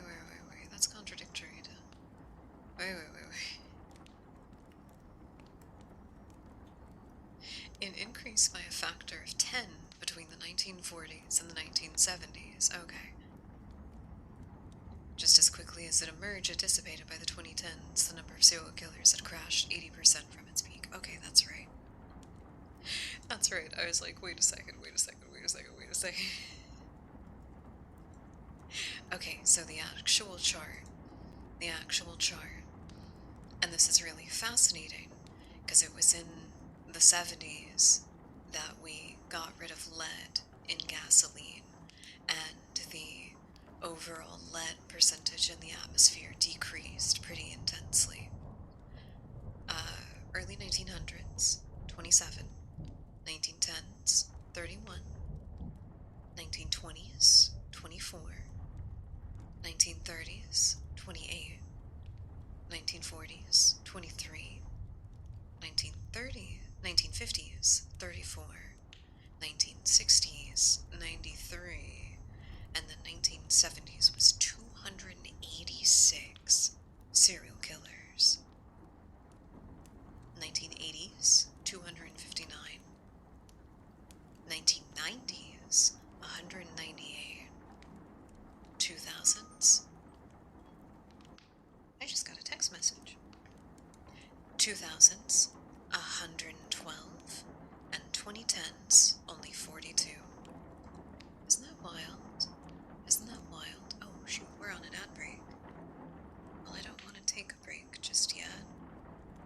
So instead...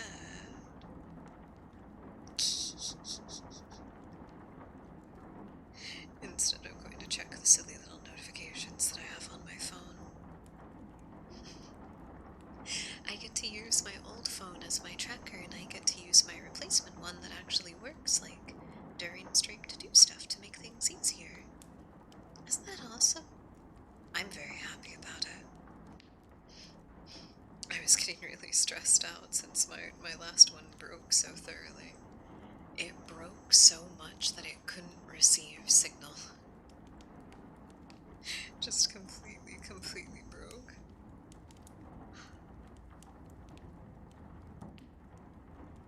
One of my friends is doing ballet. I didn't know they did ballet. How did I not know that they do ballet? I'm obsessed with that.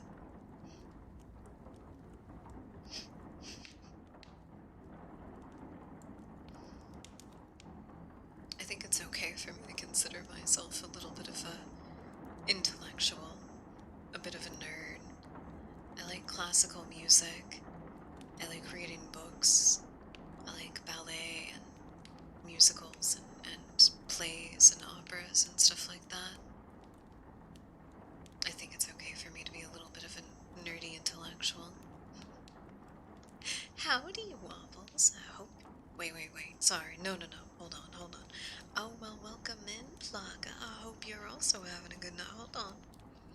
Well, now, hold on. since y'all have so kindly decided to wander in. Well, hello, howdy there, Wobbles, and well, hello, howdy there, Plaga. I hope you both are having a lovely, lovely night. Hey, look, it worked! Nobody's used that yet since I actually added that. Thank you for using it. Doing pretty good. Doing pretty good. We were taking a little break since it was since the ads popped up, we were taking a little break from the stories.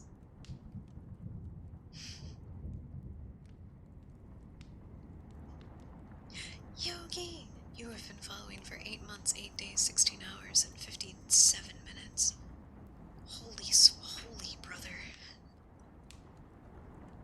There's some people who are not allowed to use that command because I'm gonna throw up. Some of you are not allowed to use that command. I'm gonna throw up. I can't think about how long you've all been here. How long you've all apparently considered me to be entertaining. I don't know if I could deal with that, actually. No. No, I cannot. Okay, I'm sorry. I'm almost done getting distracted. Almost done. Almost done. Trying to make sure nothing's exploding.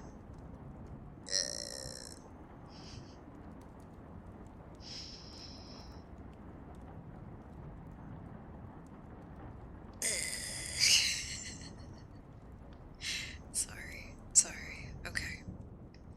A little aside thing. A little aside thing. One of our chatters in particular requested that I did not delete any more comments that I was getting on either YouTube or TikTok since we've been consistently posting shorts. They requested that I didn't delete them because I told them how weird they were. So I've been leaving them up. I've been leaving them up, and I think it's stressing me out just a little bit. These people post some weird things, man.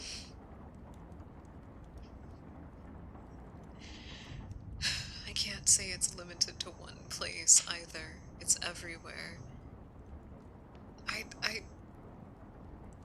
Okay, other than like the kind of like slightly deeper monotone autistic woman voice, I don't know how I actually give off like mommy energy.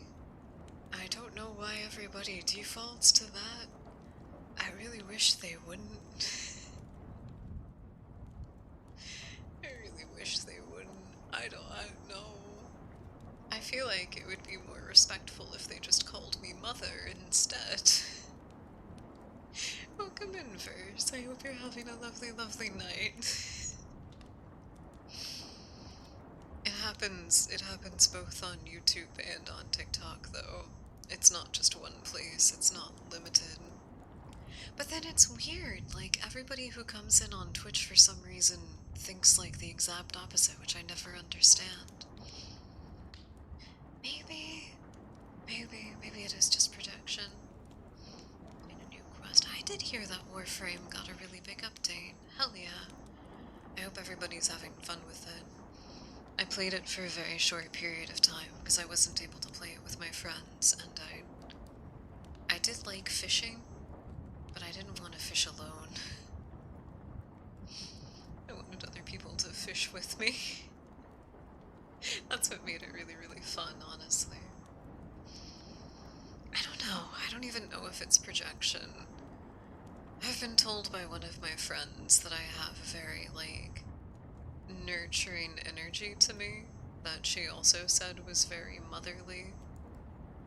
I'm over here, like, I really feel like I give off, like, big sister vibes instead, you know? Sometimes. Except when I'm hypnotizing everybody. That's different. That's different. But it can be different. It's allowed to be. What happened to just calling people ma'am? What happened to that? Maybe it's because I'm, you know, a well-raised southern boy myself. Maybe it's because of that, but I'm just, what happened to just calling people ma'am? You just say yes, ma'am. You don't have to be like, yes, mommy. Leave me alone. Leave me alone. I'm not your mother and I don't want to be. I don't want to be. I'm your toxic hypnotherapist. There you go. That's what I am. I yell at you when you don't take care of yourself, and I put you under at the drop of a hat, and just to give you suggestions to take care of yourself. That's the only thing that is on my priority list, is to get you to take care of yourself, and I'll do it whatever way that I can. This isn't even hypnotherapy anymore. This is just getting hypnotized to having better mental health.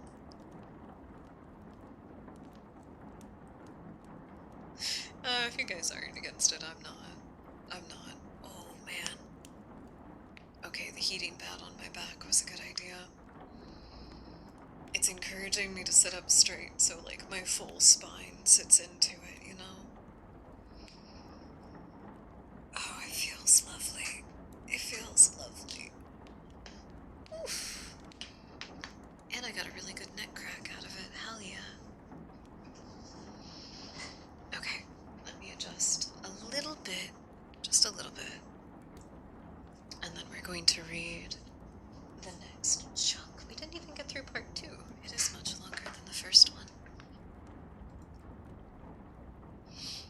Okay.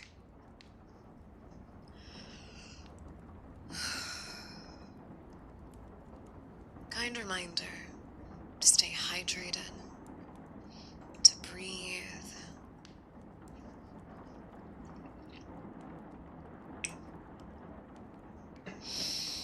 Usually all I do is I just like lay flat on the floor for a little bit, and there's, oh gosh, what is it called? It's a particular stretch that I learned from yoga, but you like pull your knees up to your chest, you put your arms out wide, and you lean your knees to either side while turning your head the opposite way. It doesn't crack the back, but it stretches it out really, really well. Honest to God, more than anything, that's what I need. I need one of those little, like, back massagers that just punches out the knots, you know? I'm fucking with my dice, and I shouldn't be right now. I've never needed help cracking anything, though. That's how I can tell that something's wrong, is, like, when something doesn't crack right.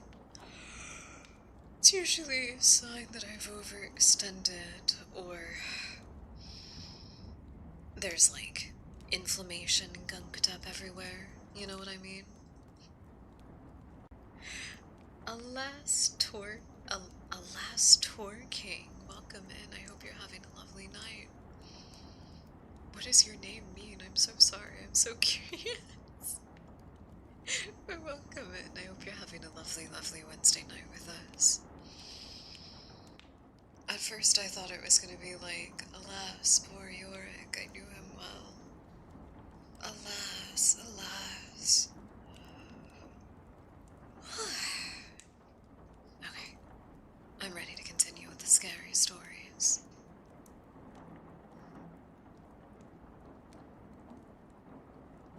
This is a part of part 2 of I'm a Search and Rescue Officer for the U.S. Forest Service.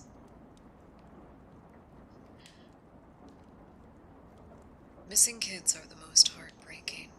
It doesn't matter what circumstances they go missing under. It's never easy, and we always, always dread the ones we find deceased. It's not common, but it does happen. David Pauldys talks a lot about kids SAR teams find in places that shouldn't we. David Pauldys, which is the author for Missing 411, which is, I think that's the specific code for missing persons in a national park. David Pauldys talks a lot about kids SAR teams find in places they shouldn't be or couldn't be. I can honestly say I've heard about this kind of thing happening more than I've seen it, but I'll share some of the ones that I think about a lot that I've witnessed personally. A mother and her 3 kids were out for a picnic in an area of the park that has a small lake. One is 6, one is 5, and the other is about 3. She's watching them all really closely, and according to her, she never lets them out of her sight at any time. She never saw anyone else in the area either, which is important. She packs up their stuff and they start to head back to the parking area. Now, this lake is only about 2 miles into the woods, and it's on a very well-established trail. It's almost impossible to get lost getting from the parking area to it, unless you're deliberately going off path like an idiot. Her kids are walking in front of her. She hears what sounds like something coming up the path behind her.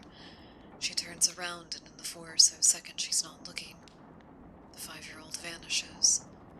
She figures she stepped off trail to pee or something, and she asks her other 2 where she went. They both tell her that a big man with a scary face came out of the woods next to them, took the kid's hand, and led him into the trees. The 2 remaining kids don't seem upset. In fact, she says later that it seems like they've been drugged. They're sort of spacey, fuzzy. So, of course she freaks out and starts looking frantically in the area for her kid. She's screaming his name, and she says at one point she thinks she's heard him answer her. Now, obviously, we can't go blindly running into the woods. She's got the other 2 kids, so she calls the police, and they send us out immediately. We respond, and we start the search for him. Over the course of the search, which spans miles, we never find a single trace of the kid.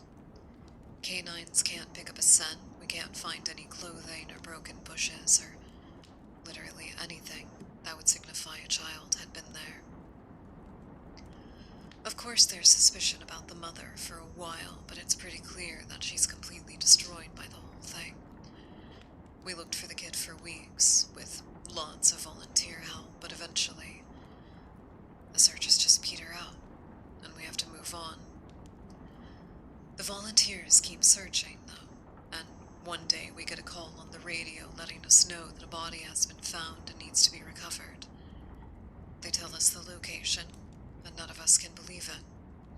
We figure it has to be a different kid, but we go out there, about 15 miles from the site where he vanished, and sure enough, we find the body. I've been trying to figure out how this kid got out there.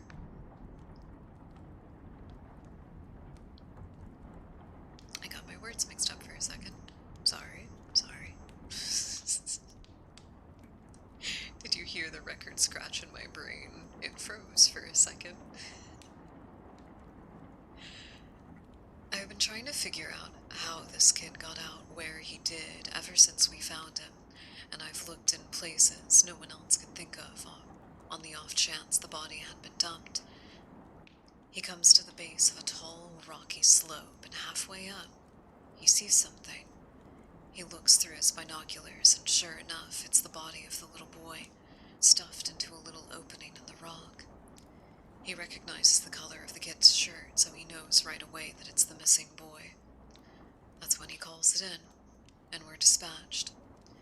It took us almost an hour to get his body down, and none of us could believe what we were seeing.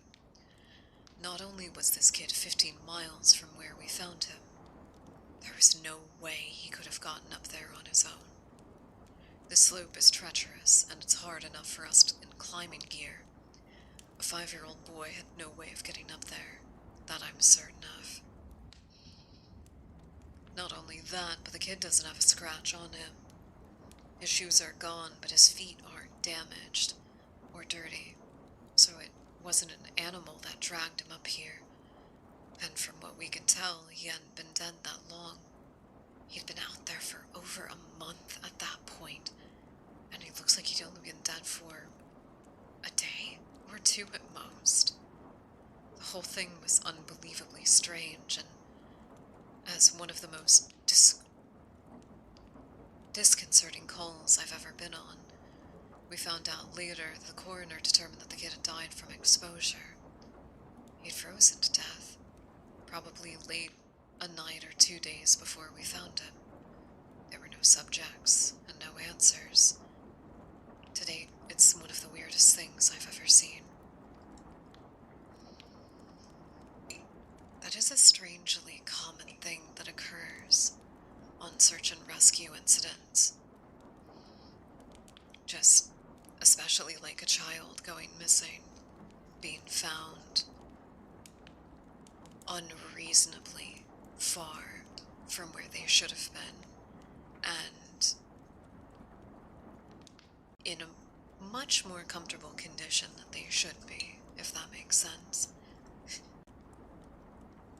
Welcome in, cutie meow meow. I hope you're having a lovely, lovely Wednesday night. Thank you all to the dear dust bunnies who have come in to share their time with us. I do greatly, greatly appreciate it. Welcome in, everybody. Welcome in.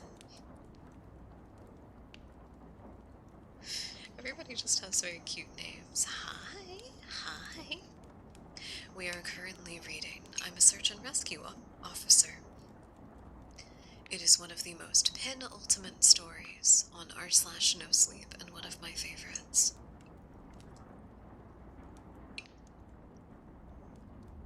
Excuse me, one moment. I'm gonna mute so I can gargle my tea.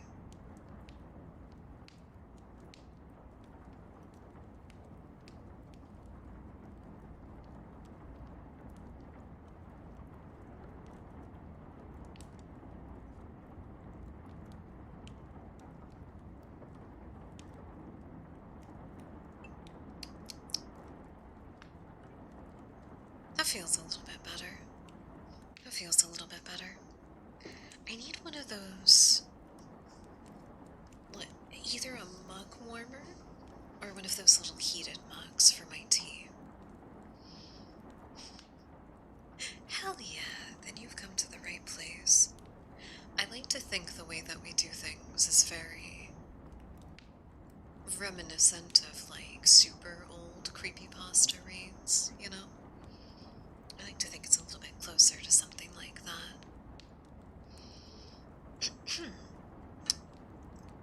Kind reminder to stay hydrated, my dear dust bunnies, and we will start the next big story.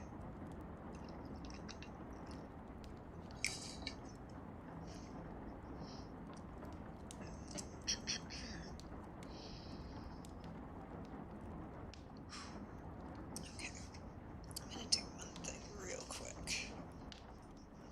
My back has started to feel better since I've had my heating pad on it, but I need some focus on my shoulders. There we go.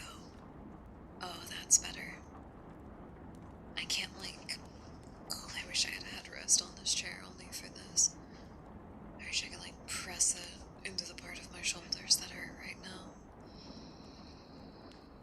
Tonight we are reading scary stories, and we are prioritizing self-care as much as we can, in whatever dynamic ways that we need it. Welcome in, Unique. I hope you're having a lovely night. Thank you, Waffles. Thank you, thank you, thank you, thank you, thank you. What scary game are you playing?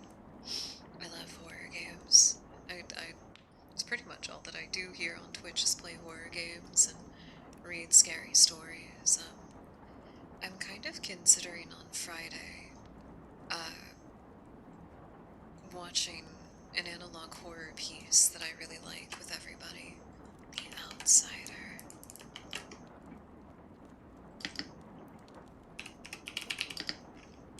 Okay. The other side. The other side. Ooh. This does look spooky. Oh, you've got the very fun, realistic first-person exploration. Ooh, some of these screenshots are beautiful and horrifying. Are you ghost hunting? Oh, you're ghost hunting. Oh, hell yeah. That's a perfect game to play while listening to the Search and Rescue series.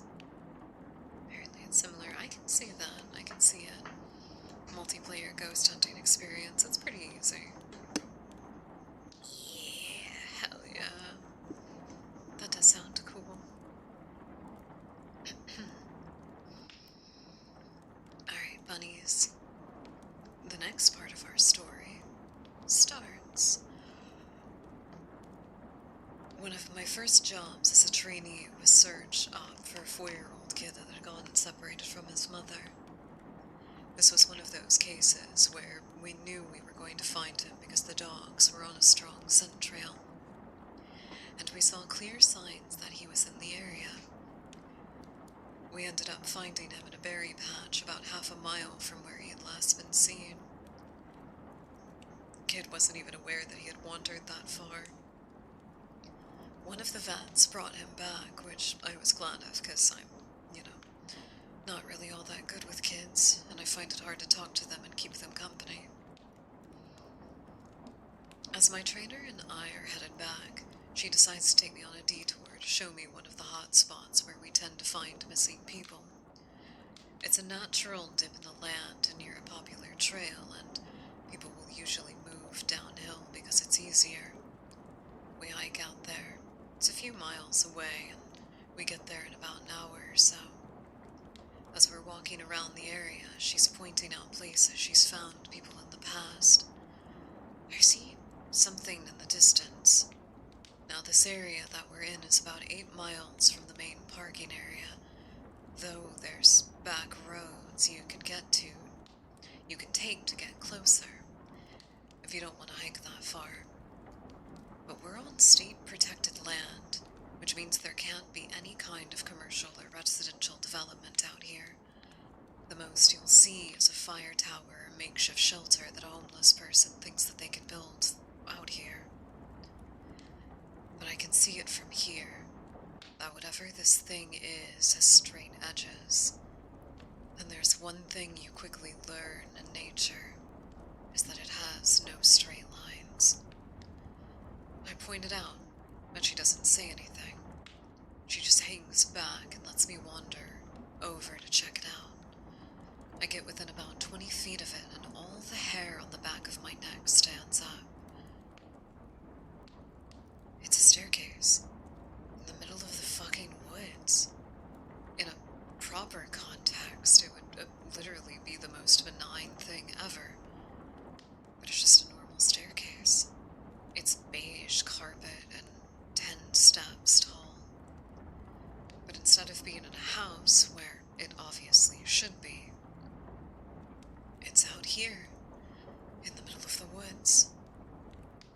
The sides aren't carpeted, obviously, and I can see the wood that it's made of. It's almost like a video game glitch where the house has failed to load completely and the stairs are the only thing visible. I stand there, and it's like my brain is working overtime to try and make sense of what I'm seeing. My trainer comes and stands next to me, and she just stands there, casually looking at it as if it's the least interesting thing in the world. I ask her what the fuck is what's doing here, and she just chuckles. Get used to it, rookie. Oh, thank you, hot dog. Thank you for the hat pats, and welcome in. I hope you're having a lovely, lovely night. I start to move closer, but she grabs my arm. Hard. I wouldn't do that, she says. Her voice is casual, but her grip is tight. And I just stand there looking at her. You're gonna see them all the time. Don't go near them. Don't touch them. Don't go up to them. Just ignore them. I start to ask her about it, but something in the way she's looking at me tells me that it's best if I don't. We end up moving on, and the subject doesn't come up again for the rest of the training. She was right, though. I'd say about every 5th call I go on, I end up running across a set of stairs. Sometimes they're relatively close to the path, maybe within 2 or 3 miles. Sometimes they're 20, 30 miles out, literally in the middle of nowhere, and I find them during the broadest searches or training weeks. They're usually in good condition, but sometimes they look like they've been out here for a while. All different kinds, all different sizes. The biggest I ever saw looked like it came out of a turn-of-the-century mansion, and were at least 10 feet wide with steps leading up at least 15 or 20 feet.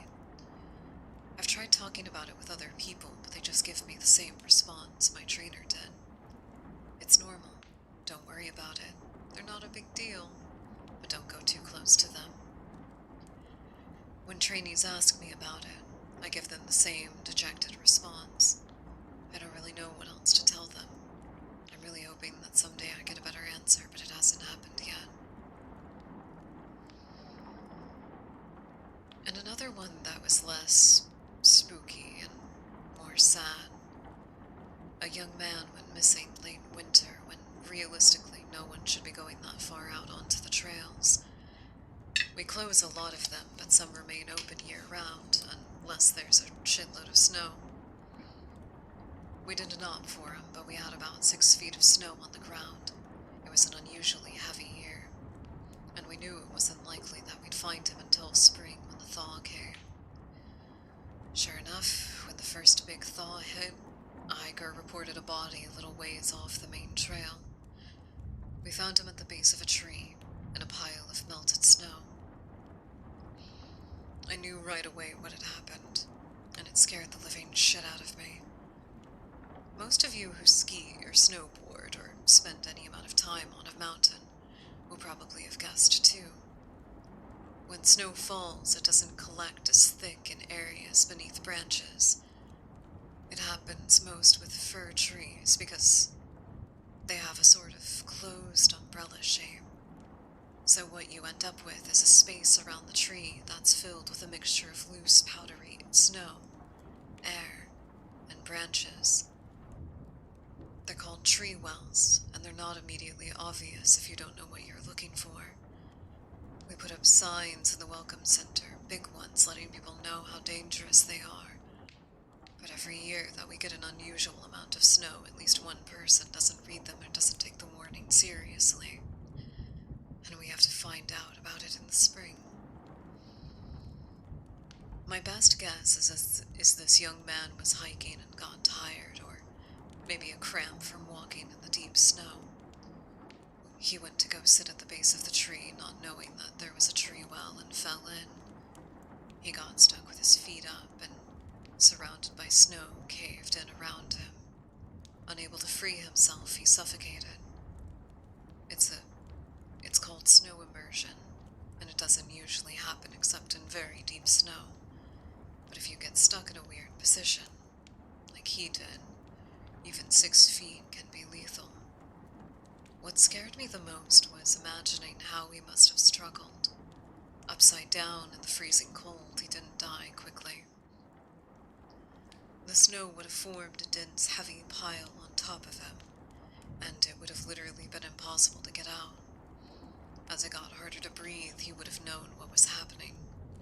I can't imagine what he was thinking in his last moments.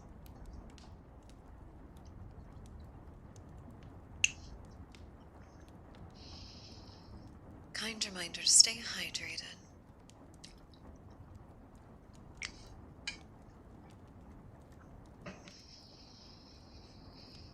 Oh, hi, Marcy. Lovely timing. I hope you're having a lovely, lovely night. We just got to a pause. Oh, were you? Oh, welcome in regardless. I hope you're having a lovely, lovely night. Alright, I gotta move my heating pad again. One, it's getting a little too hot where it is, but I also gotta put it on another part of my shoulders. We are self-caring. We are taking it easy tonight. Oh, thank you. Thank you. This one's my favorite personally. But I also like... Here, let me blow out the candle for just a second. I do like how everything else looks too at the moment. I really like this. I want to try to get it to where it works on the other screens when we're playing games. Oh, I was talking about it a minute ago. No, they're not new. I've had them. They're a part of my report of ever-shifting toggles that I have. They're all a part of it. I can take them off. I can also, I think you'll find this one pretty cute. I have a little apron. I've kind of been saving it for a cooking stream or something like that, but I do think it's very cute, especially paired up with the monster parts. I think it's especially cute.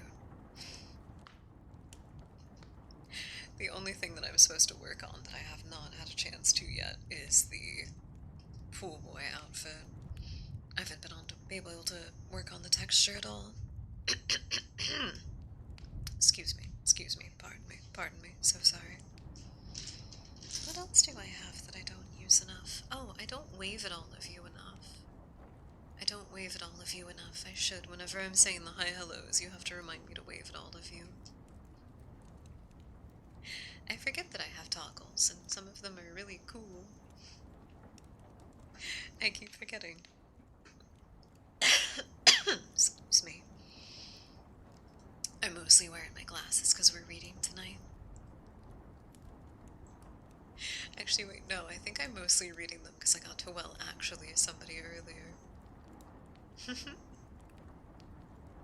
I do think it is a cute combo. I do think it is a very cute combo, just as is, right? Excuse me. Sorry, 1 second.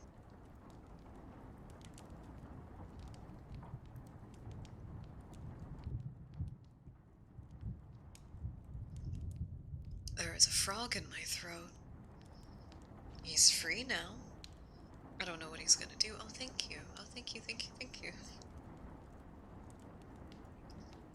Thank you, I appreciate that. There we go. There we go. Your hands can't be too big. I'm wearing my glasses so you can't break my face whenever you give me head pats, but still. I don't want any dust bunnies with giant hands getting any ideas.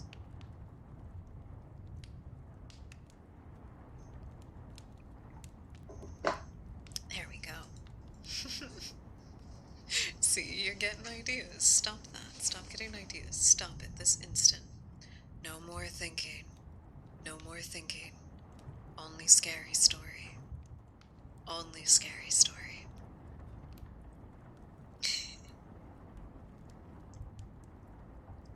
You didn't promise anything. It's okay. You're fine. You're fine.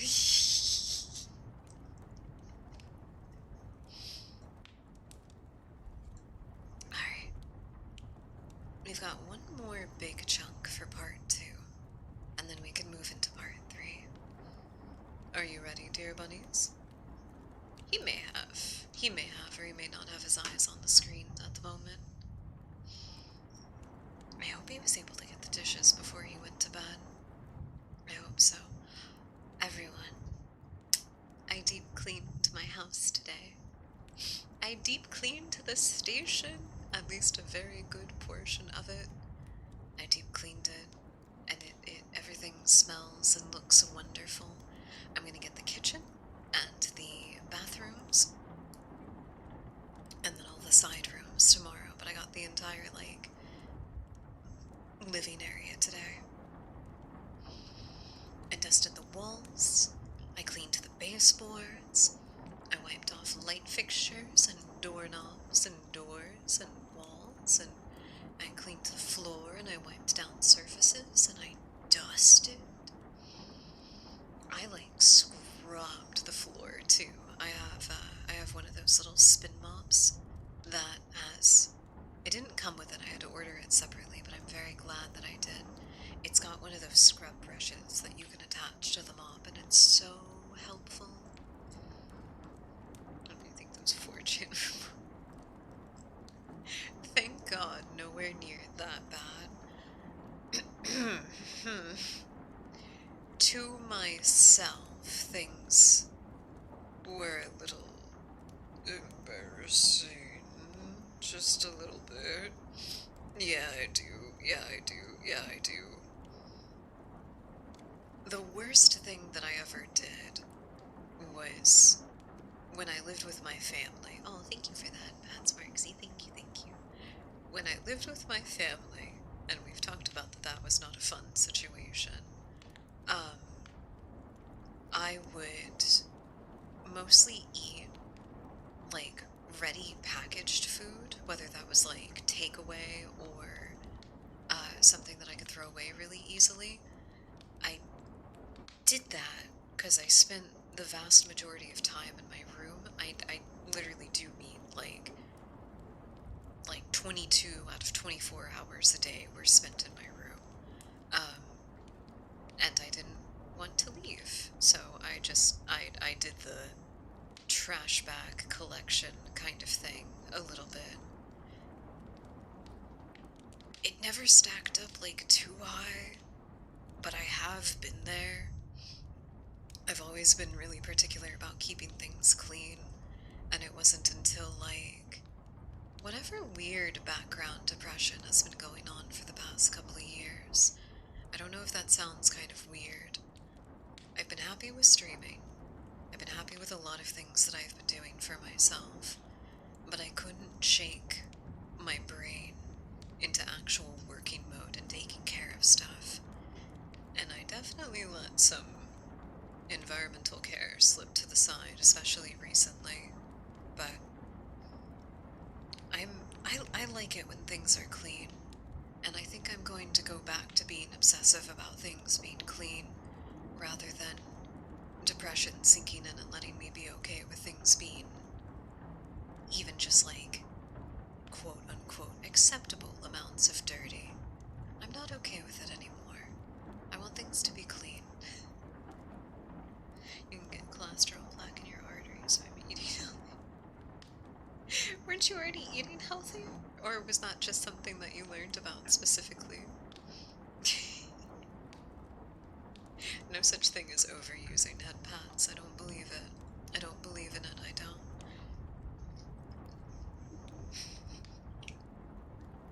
We've all been there, though. I think we've all been in a place where we get really, really sad. I think that's okay. I think it's okay if you're doing it because you are just trying to eat. You are trying to get your nutrition in an easy, accessible kind of a way. I do think that's okay. I think one of the cruelest things about our la capitalism is the fact that dining out is as expensive as it is. Oh yeah, it is. Oh yeah, it is. Because of the non-sugar sweetener that they use and a lot of other stuff that's in it, it's anti-inflammatory, which is good for your heart health in general, but it's also especially good for your cholesterol.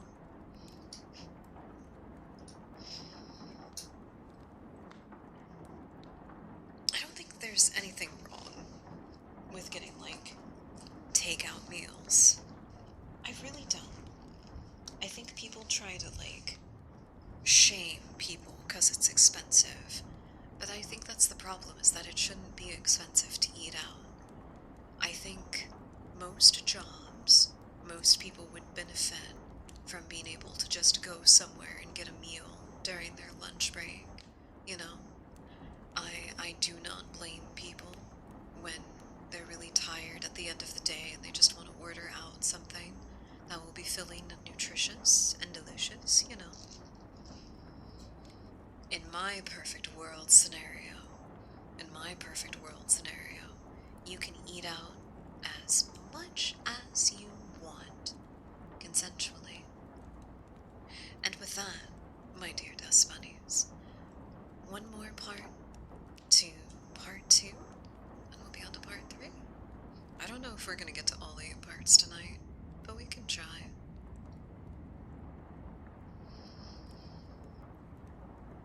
A less outdoorsy friend wants to know if I've ever seen the goat man while I was out on calls. Unfortunately, or I guess fortunately, I've never had anything quite like that happen. I guess the closest was the whole black-eyed man thing, but I didn't really see anything. However, there was one call where I had something kind of similar happen, but I'm not sure if I'm willing to chalk that up to the goat man. We'd gotten a report that an older woman had fainted along one of the trails and needed assistance getting back down to the main area. We hike up to where she's at, and her husband is just beside himself. He runs, gets more jogs to us, and tells us that he was a little ways off the trail looking at something when his wife started screaming behind him. He runs back to her, and she's passed out on the trail. We get her on a backboard, and as we're getting her down to the welcome center, she comes to and starts screaming again. I calm her down and ask her what happened. I can't remember verbatim what she said, but essentially, what happened was this. She'd been waiting for her husband when she started hearing this strange sound. She said it sounded sort of like a cat, but it was off somehow, and she couldn't figure out why. She went a little ahead to try and hear it better, and it sounded like it was coming closer. She said the closer it got, the more uneasy she was, until she finally figured out what was wrong. I lost my place. I blinked and I lost my place.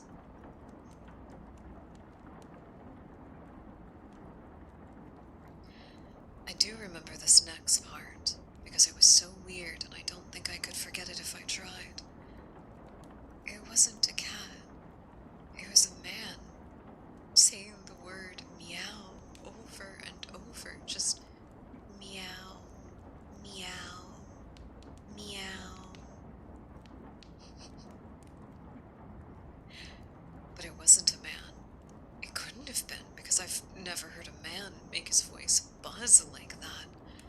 I thought my hearing aid was going out. Wait. The quote ended too soon.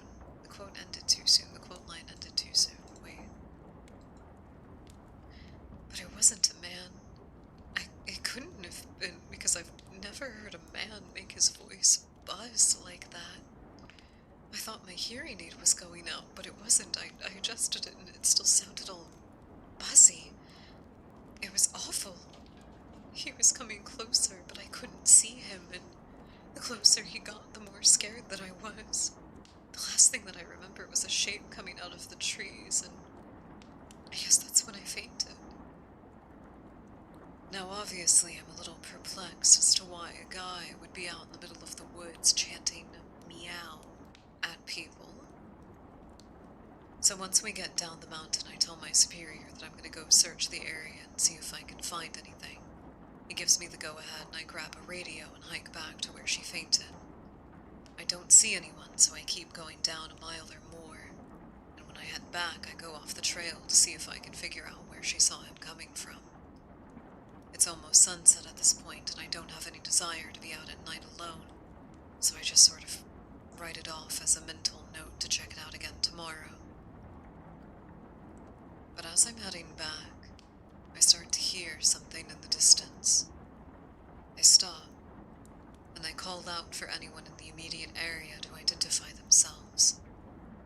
The sound didn't come closer or get louder, but it sounded exactly like a man saying meow, meow, in a really odd monotone. As comical as it makes it sound, it was almost like the guy on South Park with electrolarynx, Ned. I go off the trail in the direction I think it's coming from, but I never seem to get closer. It's almost like it's coming from all directions.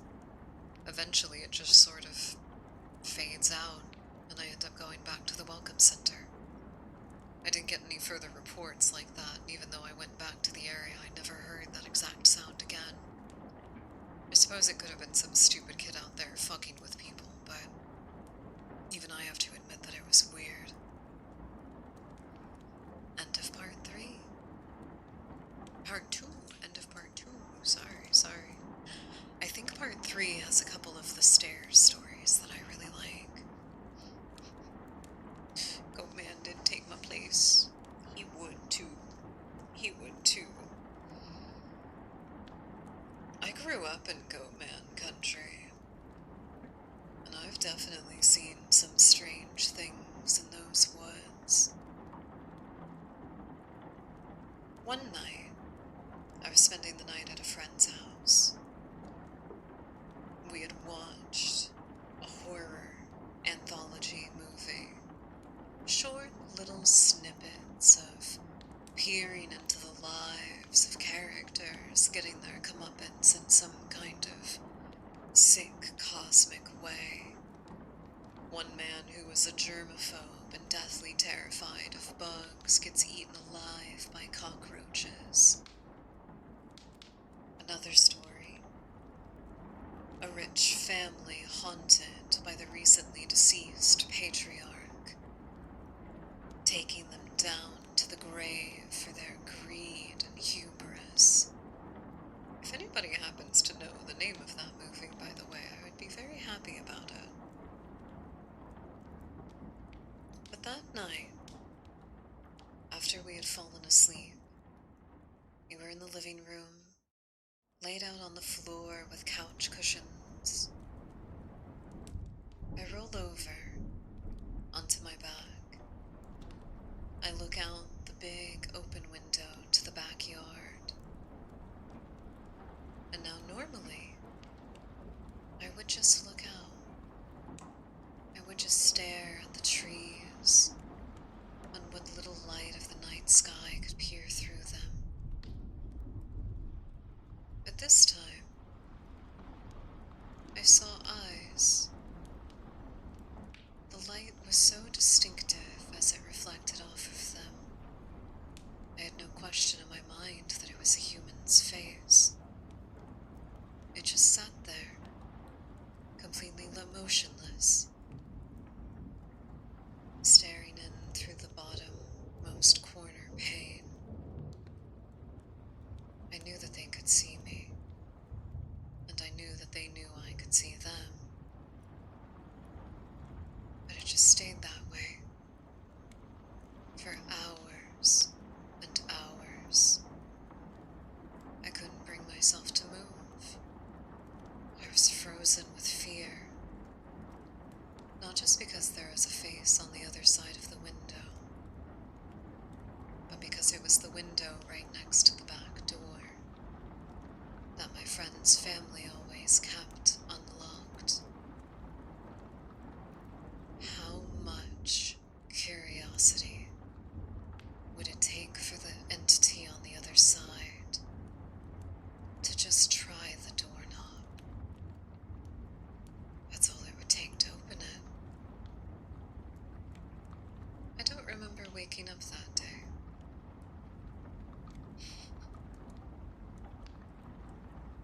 Welcome in, Spore Sound. Thank you for the head pats. Thank you, thank you.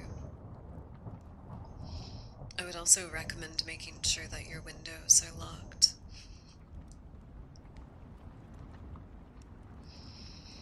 That memory particularly gives me the chills when I think about it. It really does. Dang it, we've got about 7 minutes before our ad break, and we'll take a break whenever those pop up.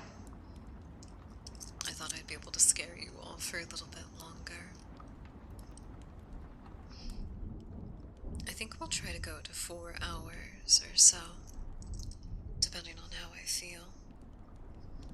I'm gonna have to let my heating pad sit on my hands so that it helps with my joints there. I took a lot of time today to clean, and I may have overworked myself just a little bit. Just a little bit. You forgive me though, right? I'm resting now. I'm taking care of myself now. So it's okay. It's okay. No harm, no foul, right? I actually did wrap my hands up in my heating pad so I can't press my silly button. But that's okay. I hope you guys have been enjoying the story so far. I think from here on out, the descriptions get a little bit more gory. Physical mutilation happens more frequently.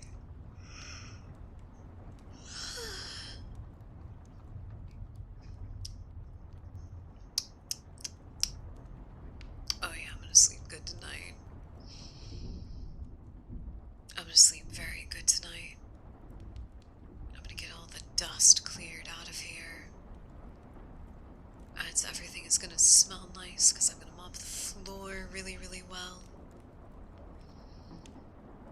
I'm so excited for tomorrow. I might even make some time to clean up a little bit tonight to make it easier. I am very happy though. The living quarters look immaculate. I'm ready to get the bedroom area tomorrow, scrub the floor, get behind everything. That was the big thing. That was the big thing, was getting behind stuff. I got spurred because I saw one of those, like, seasonal cleaning checklists on TikTok, you know? And I remembered. I remembered how long it had been since I had actually given my home, like, a nice deep cleaning. I think the station deserves it. The station is a lovely place to live. Kinda wish I had, like... Kind of wish I had a different vacuum. I had one of those, like, kind of expensive little hand vacuums for a while. It was quote-unquote a gift from somebody. But certain parts of it broke and were going to be way too expensive to reasonably replace. So we didn't. We got a big shop vac instead, which is helpful for certain things, but I want... Oh, what was it? It was this really cute lavender one. Of course it was purple. Of course it was purple. I like purple things. No, I do not apologize. Where is it? Oh, I did find a replica of the Vorpal blade from Alice Madness Returns. I may add that to the throne. It's not too expensive. It's not too expensive. I'm hoping it's, like, actually sharpened to a certain degree. Right. It's a purple shark vacuum. And it has... Right. It can detach from the floor vacuuming part. And you can, like, take the hose and you can reach high up places or vacuum upholstery. You can get it in different colors too, but I want purple. Fort Chaos, welcome in. I hope you're having a lovely, lovely Wednesday night. Hi, hello, welcome in. Welcome in. We have got an ad break that will be coming up here in a few minutes, so I'm stalling a little bit until we get to our next. Until after that, and then we can read our next story. Ooh, there's also an air purifier that I'd like to get. A steamer. And one of those, like, what is this? Electric spin scrubber? Is that what they're called? It's like a handle that's supercharged and it's got a little scrubby brush on the other end of it.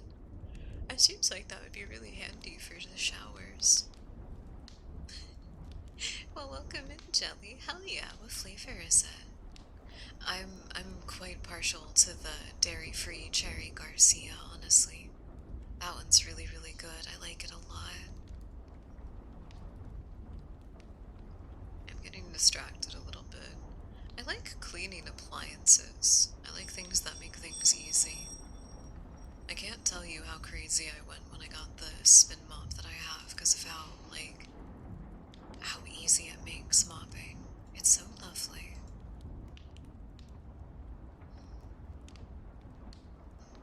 Do Spin and Cherries have a pistachio flavor? Well, thank you for the stream streak, Jelly. I appreciate it. I hope you're enjoying your time with us. Dublin mudslide. Okay, let me see. Let me see what it's got in it.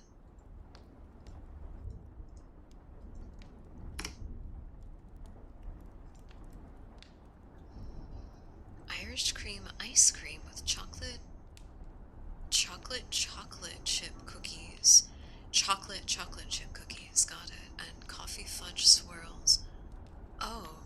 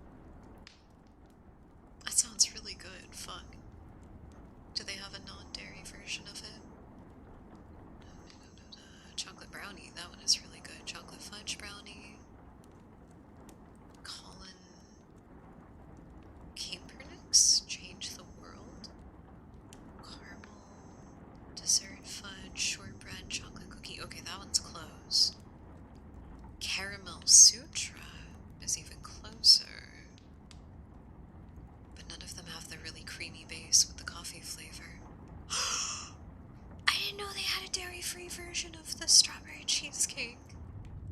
Okay, well, I'm happy about that, so nothing else matters now. Nothing else matters. And with that, my dear Dust Bunnies, I believe our ads are about to start.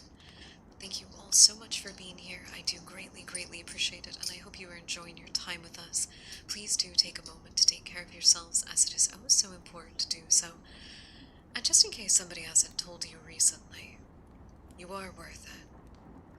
We will be back in just a moment, but in the meantime, please enjoy the smooth Silent Hill tunes. We'll see you soon.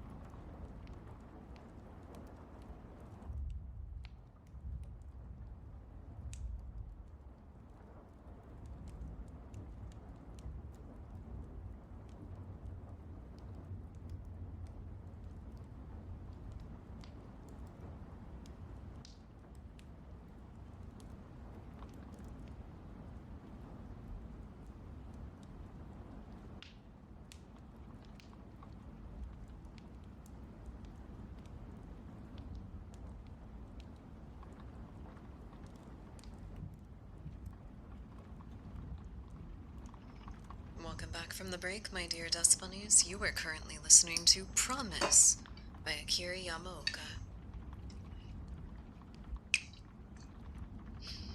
Kind reminder to stay hydrated. Kind reminder to take some time to take care of yourselves. And thank you all for your patience. I did not mean to be gone that long, actually. Completely unironically, I did not actually mean to be gone that long. Turns out Kruznik was heading to bed much later than he is supposed to, so made sure he got tucked in and everything. If any of you need to go to sleep, please remember that it is important to prioritize your rest. If you really just gotta be here, you can put us on in the background. No, because that's not real life. You gotta take real life self-care. That's a different kind of self-care, but you gotta take the legit kind. The self-nurturing kind.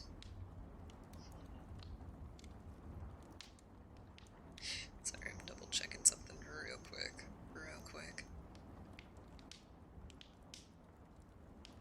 Oh, good God.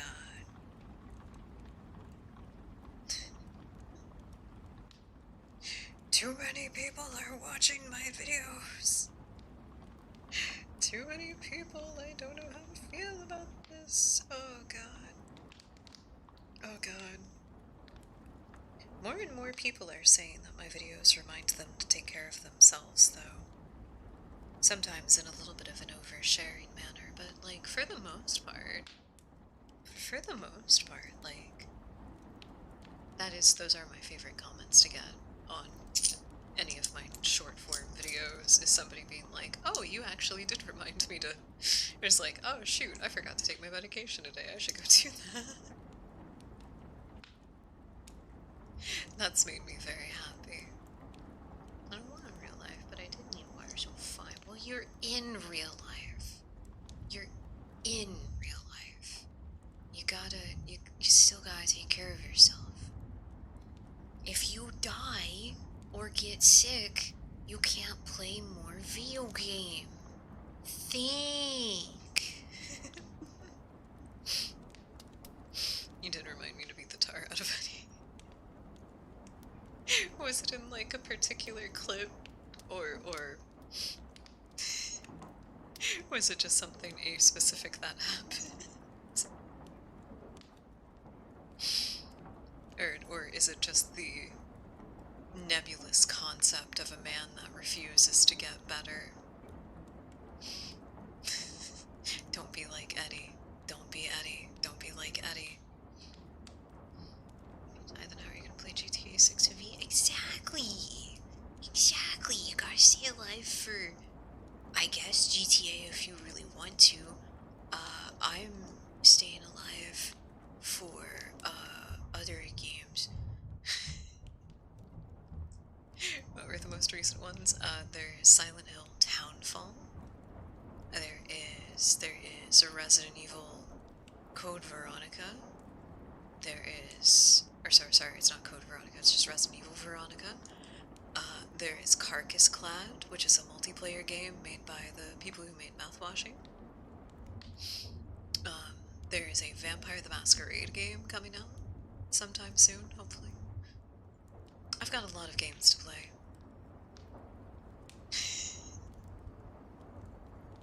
You and me both, brother. You and me both. Okay? Never forget, I also miss being Pinocchio and beating the shit out of puppets. The game was fun. That's why it was so distressing whenever, like, it like lagged to the point where I couldn't play it reliably. But we're coming up on it, Dust Bunnies.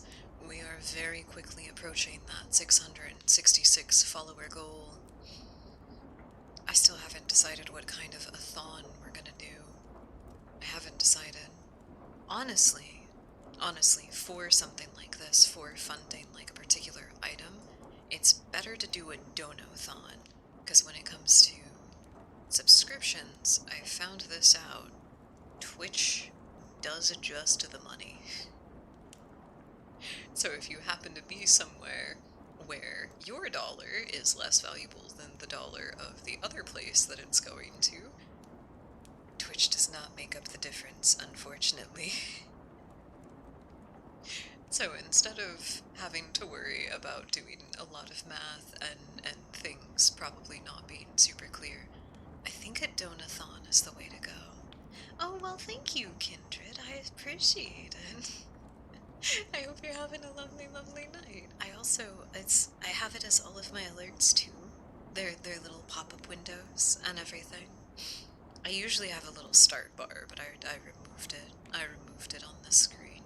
I do have some other very fun little retro screens as well. One that looks like a PC screen, one that looks like a nice little old CRT. I'm working on right now that does actually look like a computer screen with like the old beige monitor and the beige PC itself right next to it, and that would be the little, that'd be the part of the screen that I would hover on so I don't block any of the gameplay, I've been working on some stuff like that recently, but welcome in. I do hope you're having a lovely, lovely night. I see that VA in your name. I see that VA in your name. Welcome in. I haven't done anything professionally, but I consider myself one as a trade. Ooh, did everybody see if there is anybody else who is also actually looking to get into doing voice work? Akabaka, the people who made Sucker for Love, have a casting call open currently. I gotta send in my reel for it pretty soon. Sorry with your voice, you don't need crush. Thank you. That's how I feel too.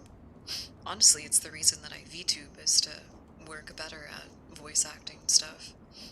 I really should take a bunch of, like, clips particularly of me doing different voices off of stream, and then just compile those into a reel. It would not be the most professional thing to do, I don't think, but it would be very easy. I'm not professional by any means. We're all working on it. We're all working on it. Are we dreaming? Are we just dreaming, or are we working on it? Because I think we're doing both, honestly. You think so, Jelly? You think I should basically just be at this point? I did add V Singer to our tags recently because of how often we've been singing together recently. That was a little bit of a bravery test on my part, actually. I was like, no, it's not true. I'm not a songbird. I'm not a cute little songbird trapped in a cage. No, not at all. Nothing like that. Nothing like that at all. Why is my cage so tiny? My cage is so tiny. I didn't adjust my sources accordingly.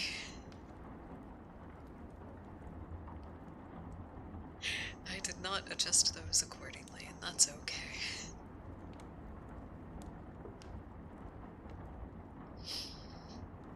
This is supposed to be a spooky show.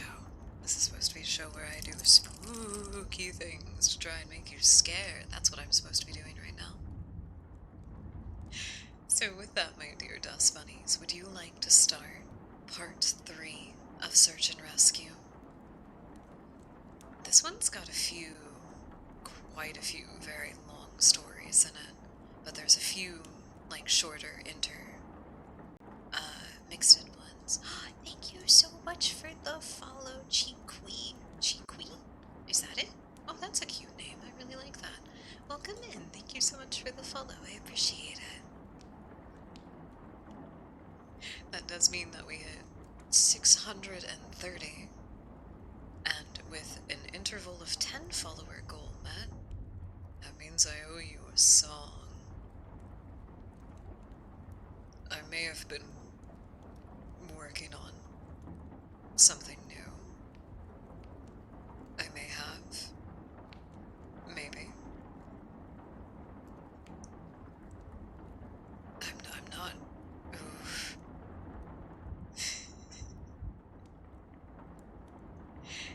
it's a gospel song. It's a gospel song, so I don't know how well it's going to sound with ASMR. Oh no. Okay, let's see. Let's see, let's see, let's see.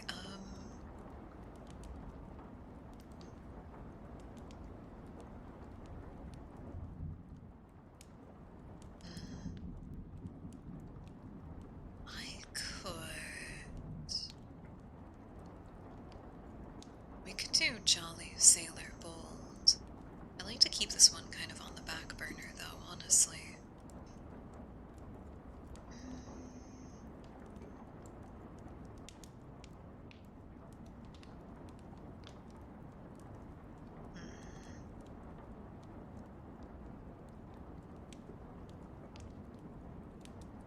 The only other option, I think, at the moment. Shoot, I need ideas. I need ideas. I'm drawing a blank.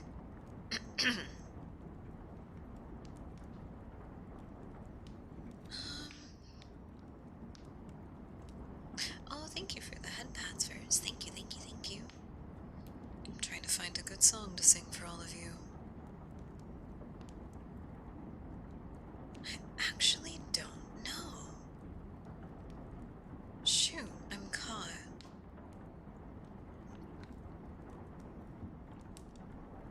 I feel nervous to sing the one that I've been working on, actually.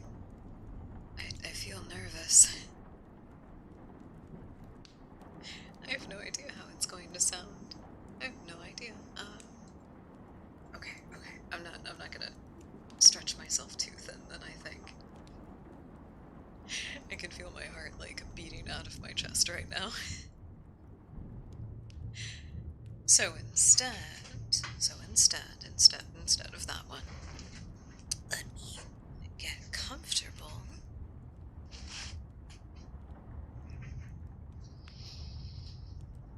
How about...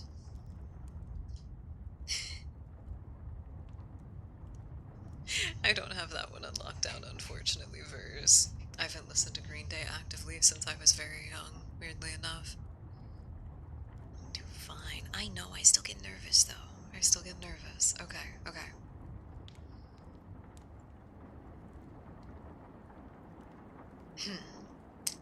Kind reminder to stay hydrated, my dear dust bunnies. And thank you all so much for getting us to 630. I appreciated that 630 dust bunnies.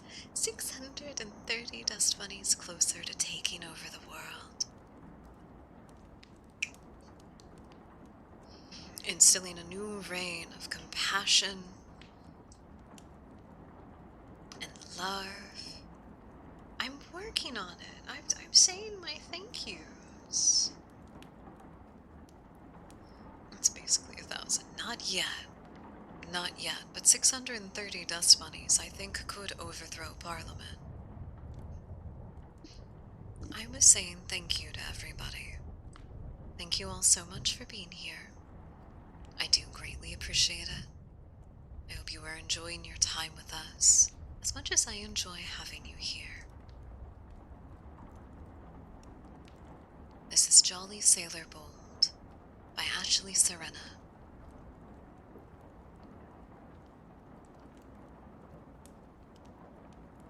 Upon one summer's morning, I carefully did stray down by the walls of wrapping, where I met a sailor gay, conversing with a young lass who seemed to be in pain. I have the wrong voice filter on. Is that right? That's the right one. Oops.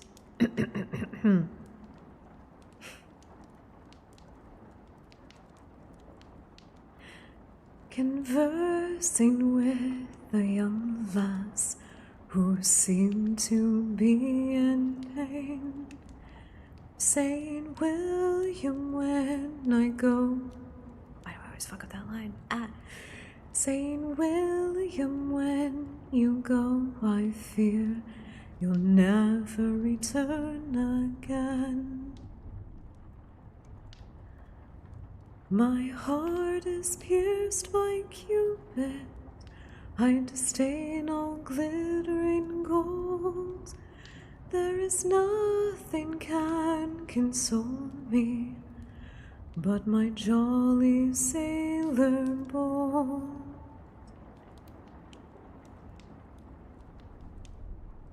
His hair it hangs as ringlets, his eyes as black as coal. My happiness attend him wherever he may go. From Tower Hill to Blackwall, all wander, weep and moan, all for my jolly sailor, until he sails home. My heart is pierced by Cupid, I disdain all glittering gold. There is nothing can console me but my jolly sailor bold.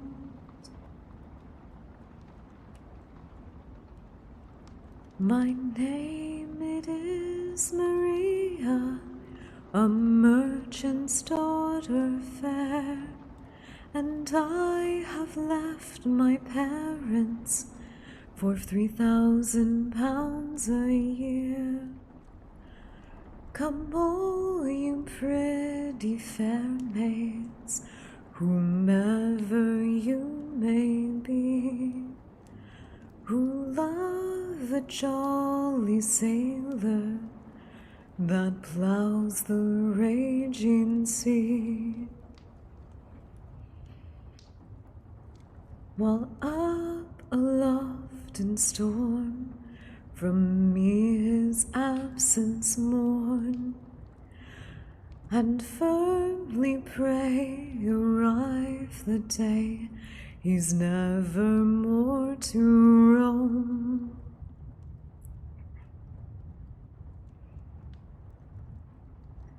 My heart is pierced by Cupid, I disdain all glittering gold. There is nothing can console me but my jolly sailor bold. There you are you happy? Did you like that one? Thank you so much for the follow, Nicole Freeze. I hope you're having a lovely, lovely Wednesday night. It is very shanty-like. Oh, Ike Official, thank you as well for the follow. I appreciate it. Thank you all so much for being here.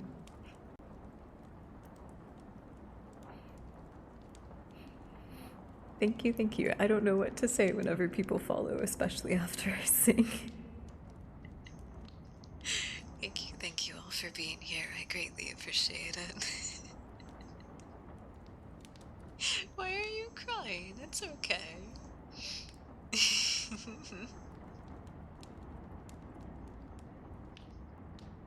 Was I feeding into the fear of the game?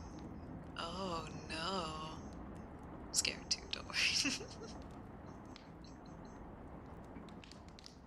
Good, I'm glad. I'm glad. I'm so happy about that.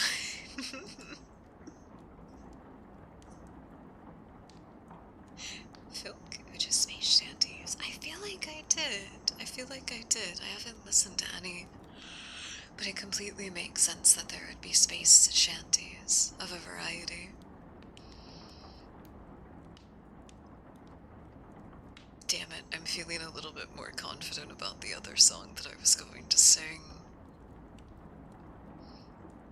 It either has to be a special request, or we have to hit another interval of 10 follower goal. That's the only way you're getting another song. It's the only way you're getting the song out of me. Ain't happening any other way. But thank you all so much for being here. I do greatly appreciate it. Thank you for the reminder to stay hydrated, Ike. I do appreciate that. Please do also take some time for yourselves, as it is oh so important to do so.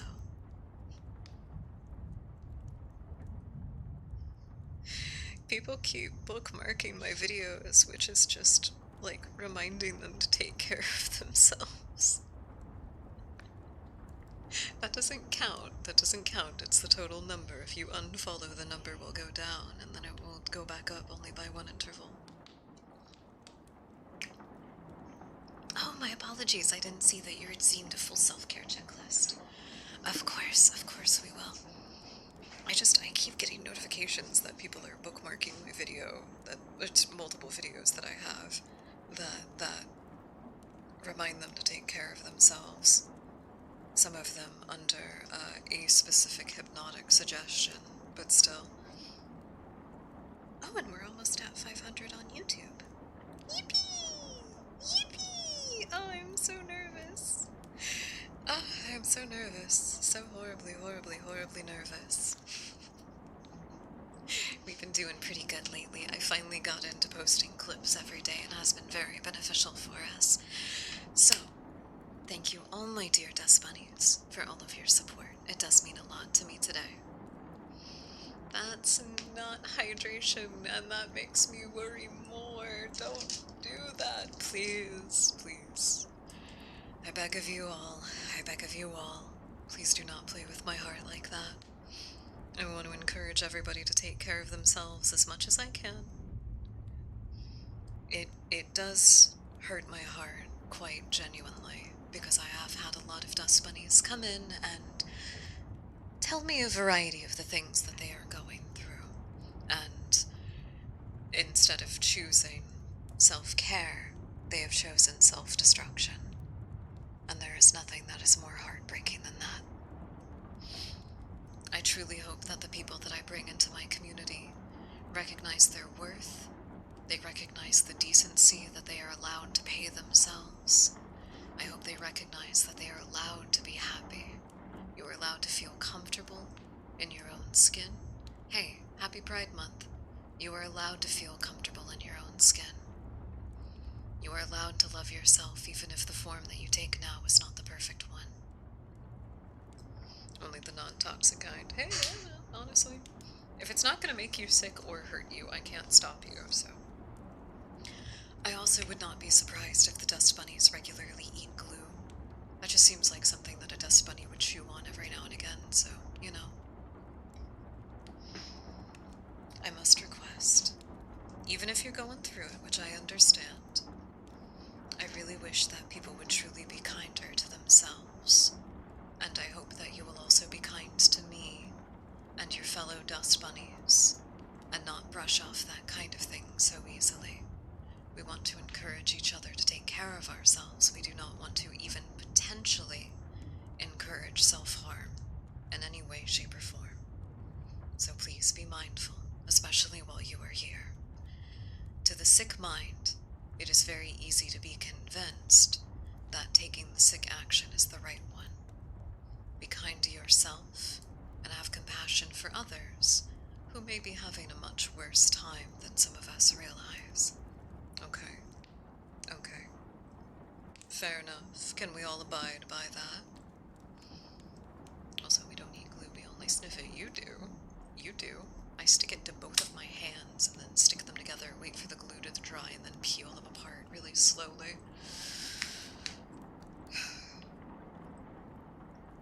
Just be sludge bunnies.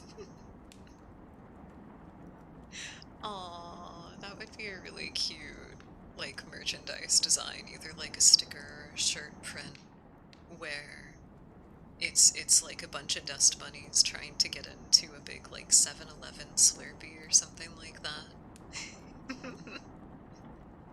There's a couple that are already in there and, like, sinking to the bottom and changing the color of the slushie. That would be really cute. Damn it, I have so many design stuff I wish I could commission, but no, I'm poor. I have to get better at making art myself. I just have to. Why does a sludge bunny sound like a sex term? Probably because... Hold on. Oh, wait, there's an artist. There's a musical artist named Sludge Bunny. I don't know, it does sound uh-oh. It does sound kind of suggestive. Also, the first autofill for Sludge Bunny is P. Sludge bladder syndrome occurs when the normal calcium crystals in rabbit urine are retained in the bladder. No! No, Sludge Bunny isn't a sexual term. Sludge Bunny is... What happened? It's like kidney stones, but in the bladder instead. Oh no! Oh no, don't be a sludge bunny. Hydrate, hydrate, please. Don't be a sludge bunny. Don't be a sludge bunny. Stay hydrated. Stay hydrated. Kind reminder to stay hydrated.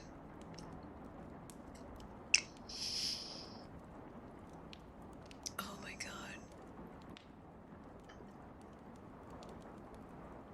Oh my god. Yeah, I had a couple of kids in my class that tried to do stuff like that. I remember when those, like, food-scented markers were really, really popular, and kids were like, oh, cool, so I'm supposed to huff it and feel funny. No, no you're not. No you're not. You're not supposed to do that. I'm glad they took him to a hospital, though. Hopefully it, like, addressed the reason why he was shotgunning expo markers. Good lord. Alright, my dear dust bunnies. We have more stories to read, if you so desire. We have more stories to read. They are. Kids are silly. Kids are silly. There are a list of, like, warning signs that I'm always really surprised that people don't realize. It doesn't necessarily have to be a sign of trauma. It can be a sign of just, like, genetic mental illness and everything cropping up. But it is not normal for a child or for anybody, there's a sign that something is wrong, to have any kind of self-harm ideation or harm of other people ideation in any way, shape, or form. So if you have those, or you see a child that is exhibiting stuff like that, that is what's called a warning sign, and it is best to act compassionately and see what you can do to get that person help. Or yourself. I don't know why this would ever have to be said, but it is the internet. Sometimes people are silly. If you have any ideation about causing harm to yourself or another person, you should absolutely talk to a doctor about that. That is not normal. That is not as in acceptable areas. We're supposed to be kind to each other. We're communal. Being cruel to ourselves and being cruel to other people is against our nature naturally. I do let out, roll it up and sniff it. What? People did that? Oh my god. There were no signs. Exactly. I think people write off a lot of, like, innocuous child behavior because they don't want to pay attention to that it's a warning sign. If you can describe something as a cry for help, why would you ever write that off? If somebody doesn't know how to navigate, how to communicate to the people around them that something is wrong, and they do something desperate that comes off as a cry for help, why would your reaction be anything other than helping that person? Always keep that in mind, even for yourselves. If you see yourself acting out in ways that you feel are very different to how you are naturally, if you start being crueler to yourself or to other people for seemingly no reason, that is a sign that something is amiss, and you are allowed to pay yourself the decency that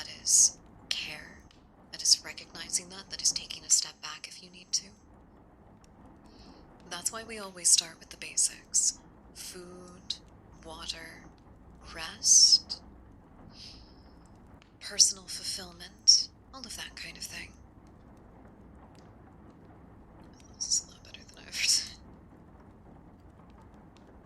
It is worth it. It is worth it. One, not only are these things that we do not have to face alone, but there are real, genuine treatments for it. There are healthcare practitioners of a variety that actually do want to help you and do want you to get better. Medications have different effects, and if you ever do take something that makes you feel off in a way, you can communicate that to your doctor, and that can be a sign that that's just not the medication for you. If anything, if any treatment that you do, or a way that a psychiatrist approaches you, makes you uncomfortable in any way, shape, or form, you are valid for feeling that way, and you are allowed to communicate that. Your doctor is supposed to take those concerns seriously. But especially if they don't take it seriously, that you think they're acting inappropriately, you should absolutely get out of there. It is okay to not be okay. That is actually one of my favorite organizations for mental health outreach. It's okay.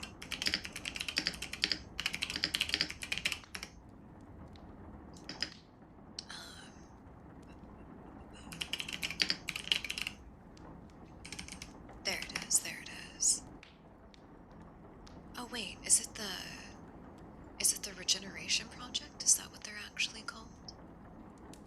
Oh, I might have gotten my wires crossed. Their slogan is that it's okay to not be okay. I think they've done it for like a couple of years now, actually. Another very lovely spooky VTuber, Ectoplasm Rat, was able to do a couple of charity streams with them last month, which was really, really cool. I do highly, highly recommend. I have never heard the sheer amount of positive feedback from people as I have from the Regeneration Project.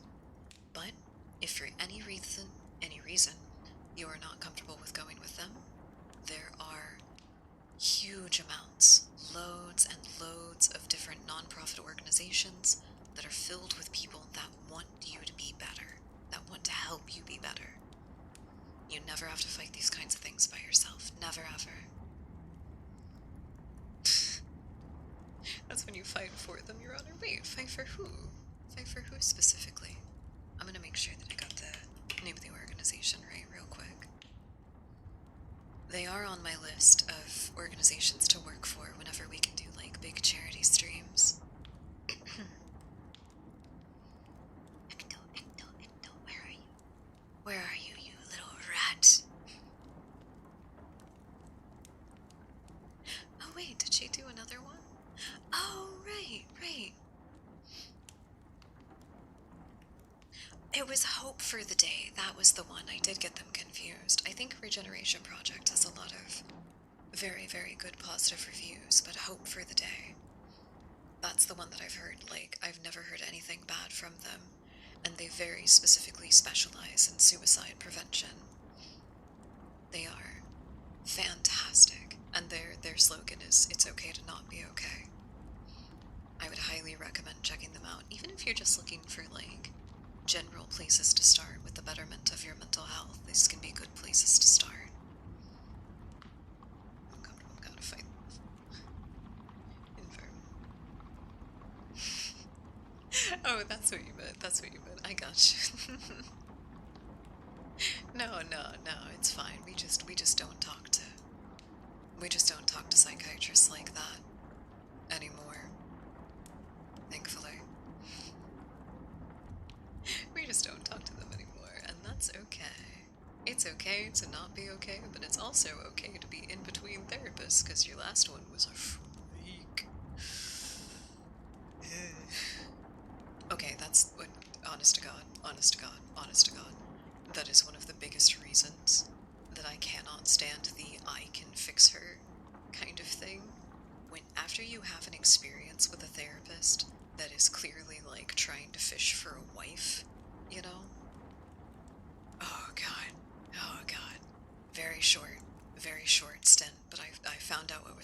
very quickly and vomitused. God, it was freaky. God, it was freaky.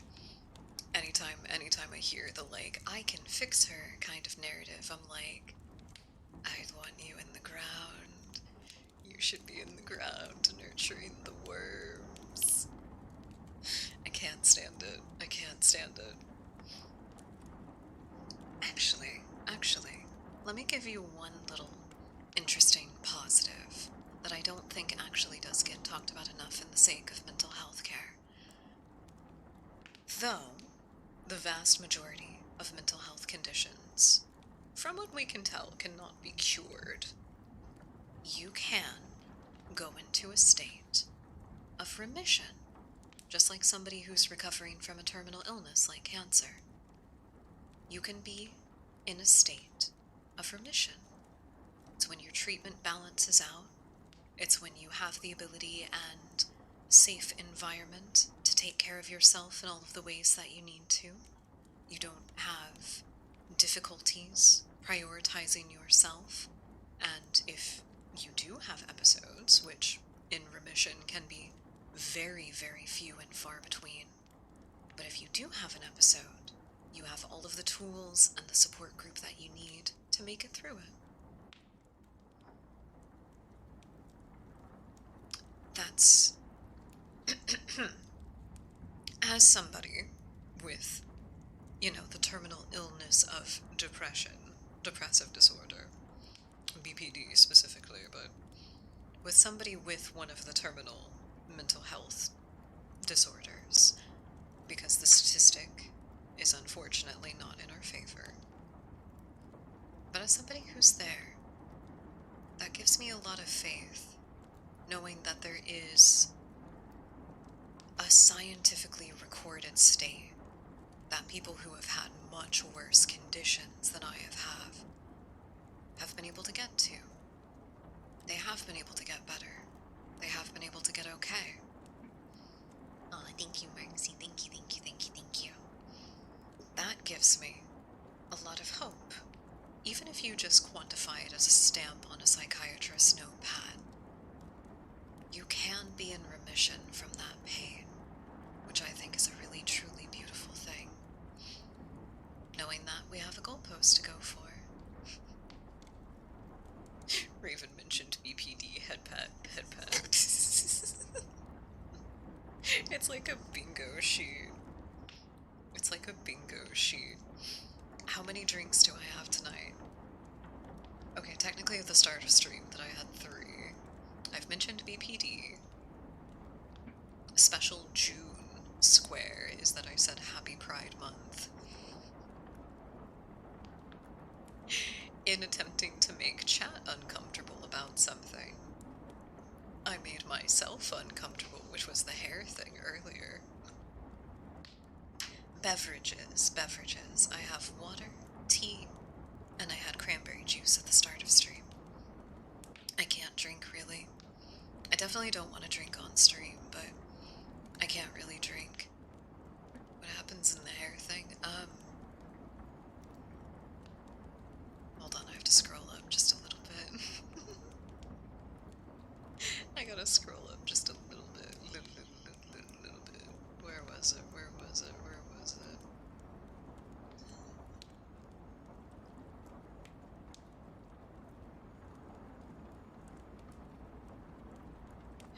Oh, that's right. So, from the story that we were supposed to be reading this entire time, there's an entity called the Fuzzy Man, and one of our dust bunnies mentioned that they were afraid of the texture of the Fuzzy Man because they thought that he would feel like microfiber cloth. And then we started talking about how I think that Bigfoot would actually have quite soft hair, honestly. And we started talking about more soft fibers, and I confessed that I have like a particular fear of long strands of hair getting wrapped around different parts of me, like my hands or my feet or whatever. And then we remembered, is it that one scene is it an Uzumaki? Where like the character's hair like peels under her skin? I think it's in that one. I can't She does a lot of weird stuff with her hair that's super uncomfortable. Oh yeah, oh yeah. Kind reminder, this is a horror ASMR podcast, so I'm not here to make you comfy. I'm here to give you creepy crawly feelings under your skin. But for now, since we've already been yapping for almost another hour, we have part 3 of I Am a Search and Rescue Officer to read. I would like to try to get as close to 4 hours today, if not over if we can. Yup, big giant scarabs clawing their way between your flesh and sinew. It's like it's just one big sheet wrapped over the skeleton. Anything could crawl in under there. Did you know that there is a phenomenon where a hair follicle starts growing inside the body and breaks out through another part of it? Did you know that that can happen? Part 3.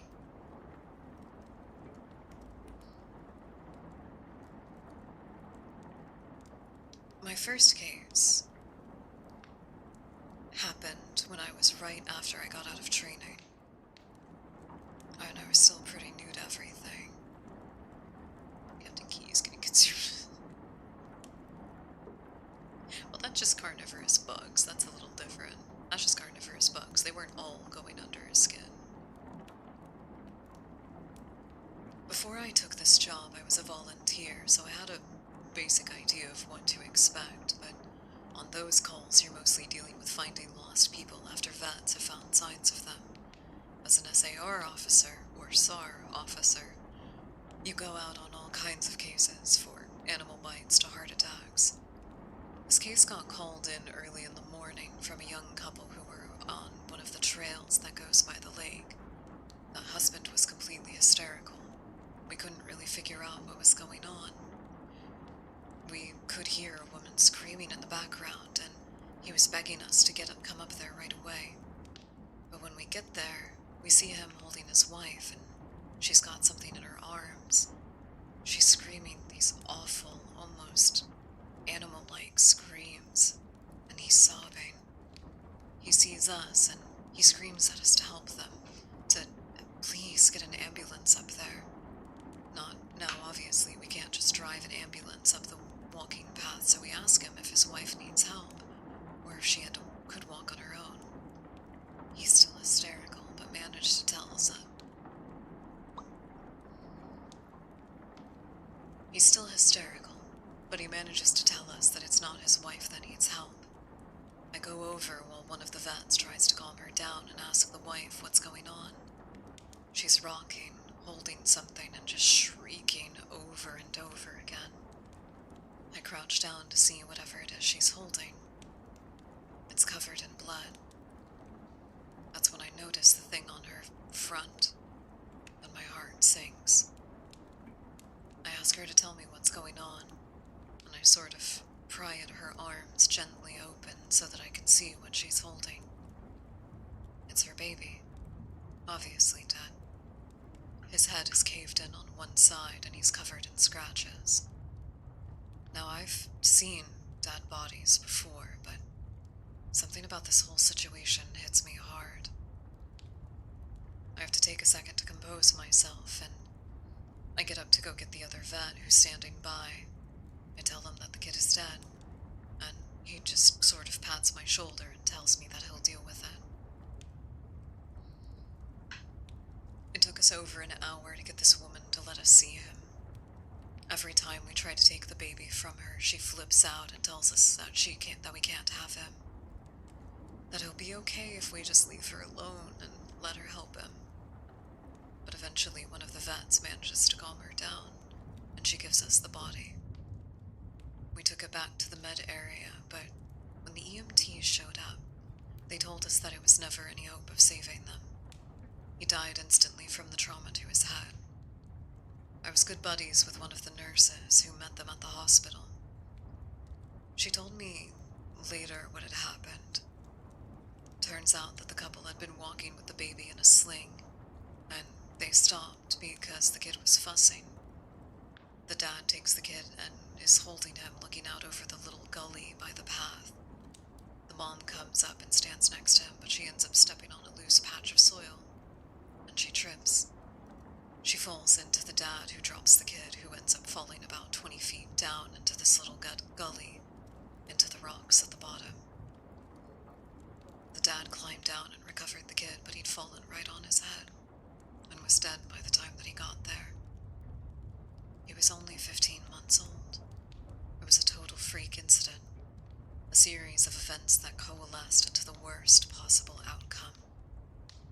Probably one of the more awful calls that I've been on.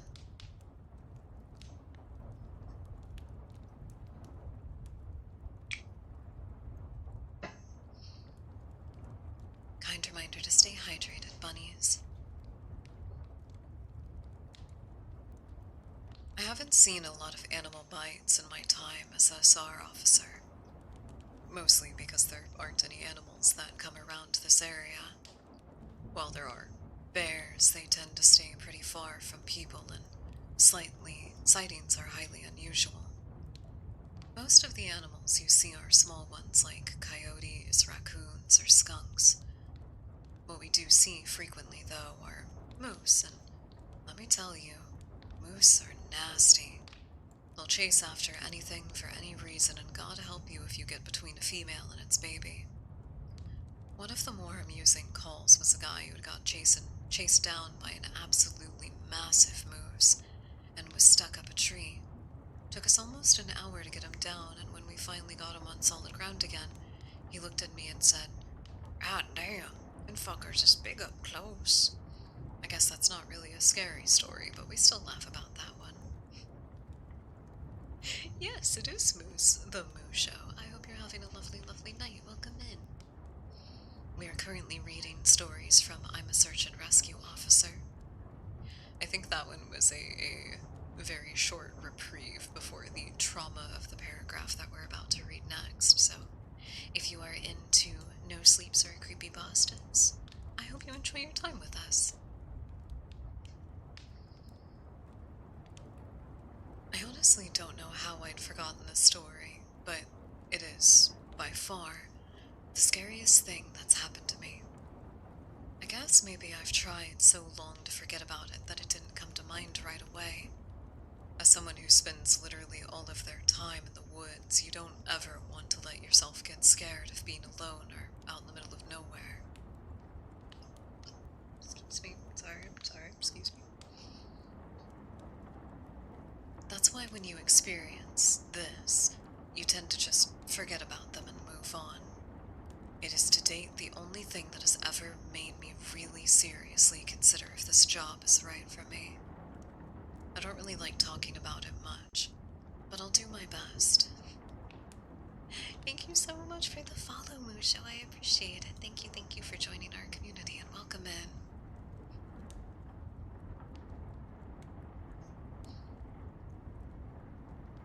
Oh gosh. Oh, I lost where I was because I had to tab out. Wait.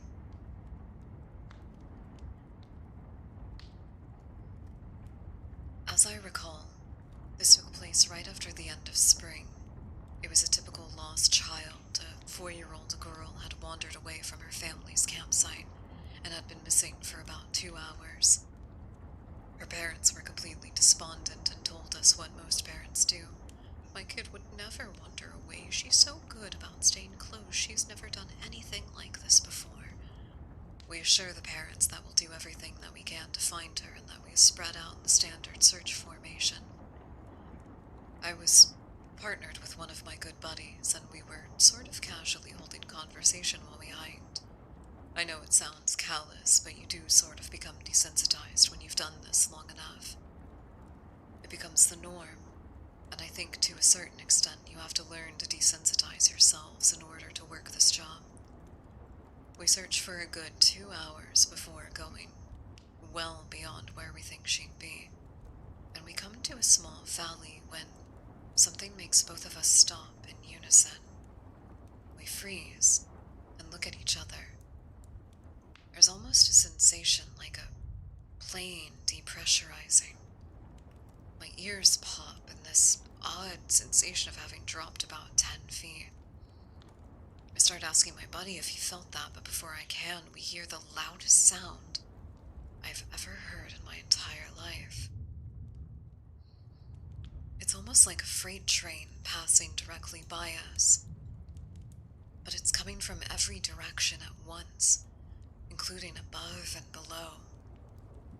He screams something to me, but I can't hear him over the deafening roar. Understandably freaked out, we look all around us trying to find the source of the sound, but neither of us sees anything. Of course, my first thought is a landslide, but we're not near any cliffs, and even if we were, it would have hit us by now.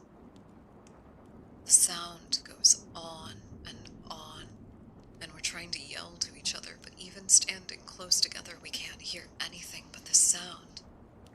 Then suddenly, as it starts, it stops. Like someone threw a switch and it was cut off. We stand there for a second, perfectly still, and slowly the normal sounds of the woods come back. He asked me what the fuck just happened, but I kind of just shrug. We stand there looking at each other for a minute. I get on the radio and ask if anyone else has heard the end of the fucking world, but no one else hears it. And even though we're all within shouting distance of each other, my buddy and I just sort of shrug it off, keep on going. About an hour later, we're all checked up on the radios, and no one's found the little girl. Most of the time, we don't search when it gets dark, but because we don't have any kind of lead on her, a few of us decide to keep going, including me and my buddy. We keep getting close together, and we're calling out her every couple of minutes. At this point, I'm beyond hope that we're finding her, because while I may not like kids, the idea of them being out all alone in the dark is awful. The woods can be intimidating to a kid in the daylight. At night, it's a whole different beast. But we're not seeing any signs of her getting any responses, and around midnight we decide to turn around and head back to the rendezvous point. We're about halfway back when my buddy stops and shines his light to the right of us into a real thick deadfall or group of dead trees. I ask him if he's heard a response, but he just tells me to be quiet a second and listen. I do, and in the distance I can hear the sounds of a kid crying. We both call the girl's name and listen for any kind of response, but it's just really faint crying. We head in the direction of this dreadful deadfall and go around it, calling her name over and over. As we get closer to the crying, I start getting this weird feeling in my gut, and I tell my buddy that something isn't right. He tells me he feels the same way, but we can't figure out what it is. We stop where we are and call the little girl's name one more time, and at the same time, we both figure it out. The crying is on a loop. It's the same little hitch, sob, wail, and then quiet hiccup, repeated over and over and over again. It's exactly the same as every time, without it saying another word, we both take off running.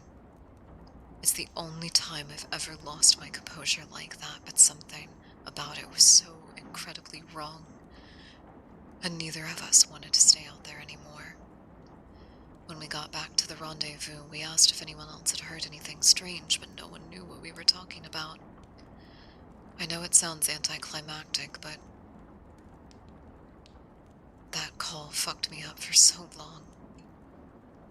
As for the little girl, we never found a trace of her.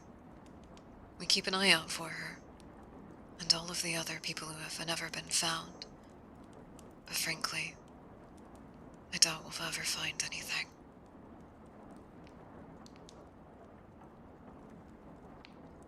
That was the last of that big chunk, followed by a succession of shorter anecdotes, little stories. I also missed that there was an ad break because I'm a monster. Okay, we won't read until those are done.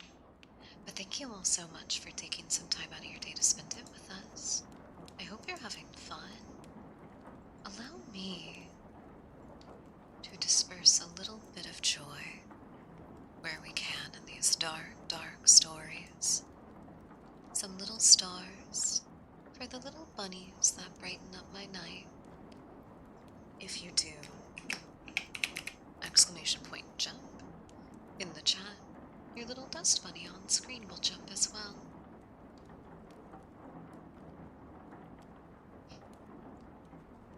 I went to look at some of the emotes that I have because I thought I had a gifted sub from somebody in particular, but I can't find it. It must have expired. Okay, can I tell you guys, I'm still really proud of Gleep Glurp. I drew her myself, and I'm really happy with how she turned out. Can you read Ellie's backstories about his buddy Keithers? Not tonight. Not tonight. I have thought about something like that, though. But I feel like the one that would be the most apt for me, I think, would be, it would be like the backstories for the bosses in Metal Gear Solid 4. Yeah, hold on.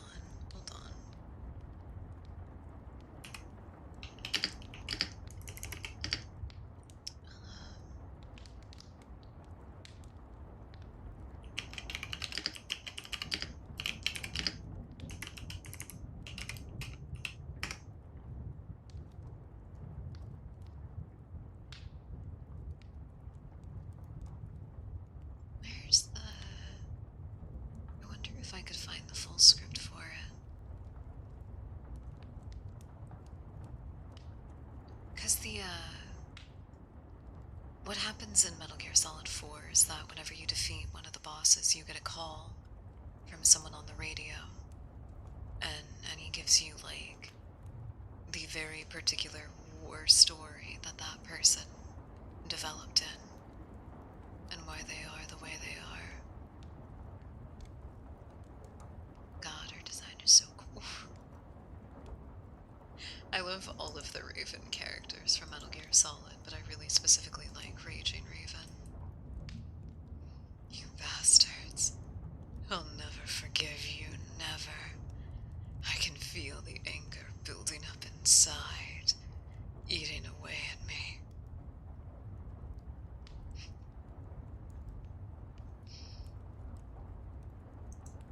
God, she's so cool, though. God, she's so cool, though.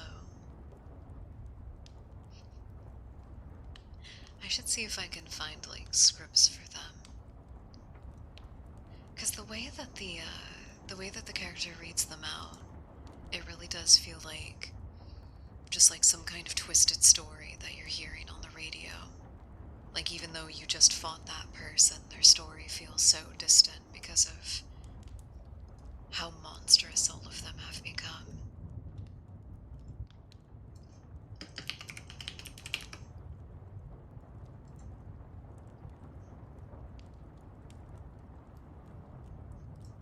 It's even, all of them are the same. They all have the beast mode, right?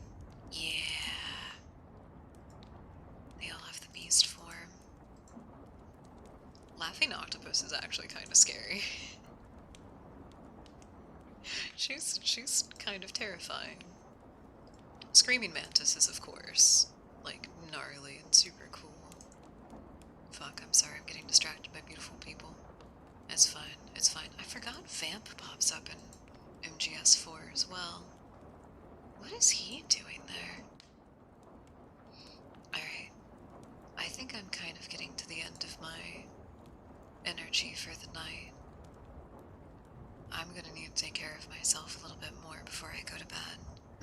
So let's finish out part 3 of Search and Rescue. And we'll call it a night. There's the little group of little stories.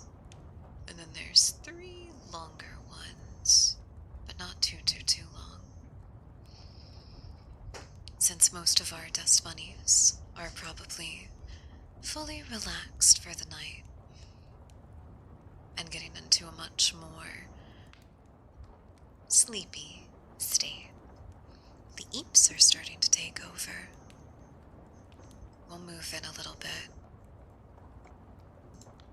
Get a little closer. Maybe do more particular whispers for these last stories. Shh. The dust bunnies are sleeping. You wouldn't want to wake them up, would you? Thank you for the reminder to stay hydrated, Marksy. If you're still awake or you're just lightly dozing, remember to get a little water yourself, alright?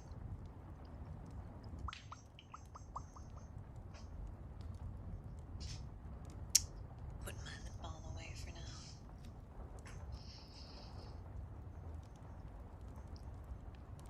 Of the missing persons calls I've gone out on, only a handful have ever resulted in a complete disappearance, meaning no trace of the person and no body were ever found. But sometimes, a body just leads to more questions than answers. Here are some of the bodies that we've found that have become infamous in our team. A teenage boy whose remains were recovered about a year after he vanished. We found the top of his skull and 2 finger bones and his camera, almost 40 miles from where he was last seen. The camera, sadly, was destroyed.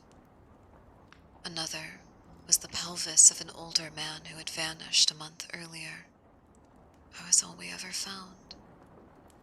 The lower jaw and right foot of a 2-year-old boy on the highest peak of a ridge in the southern part of the park.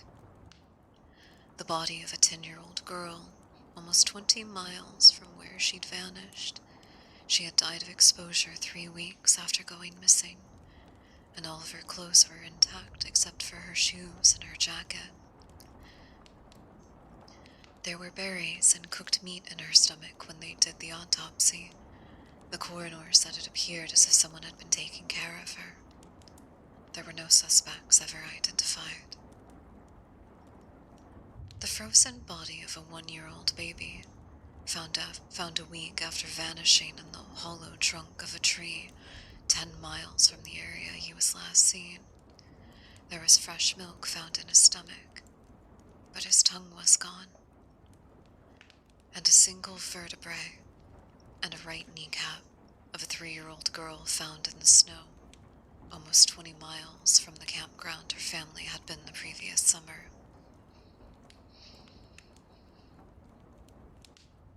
Now on to a couple of stories my friend has told me. My buddy has been a SAR officer for about 7 years. He started when he was a junior in college, and he had a very similar experience when he first encountered the stairs. His trainer told him the exact same thing that mine did, which was to never go near, touch, or ascend them. For the first year he did that, but apparently his curiosity got the better of him. And on one call, he broke away from the line and went to go check a set of them. He said that they were about 10 miles from the path where a teenage girl had vanished, and the dogs were following the scent. He was on his own, lagging behind the main group when he saw a set of stairs to his left. They looked like they were from a new house, because the carpeting was pristine and white. He said that as he got closer, he didn't feel any different or hear any weird noises. He was expecting something to happen, like bleeding from his ears or collapsing, but he got right up next to them.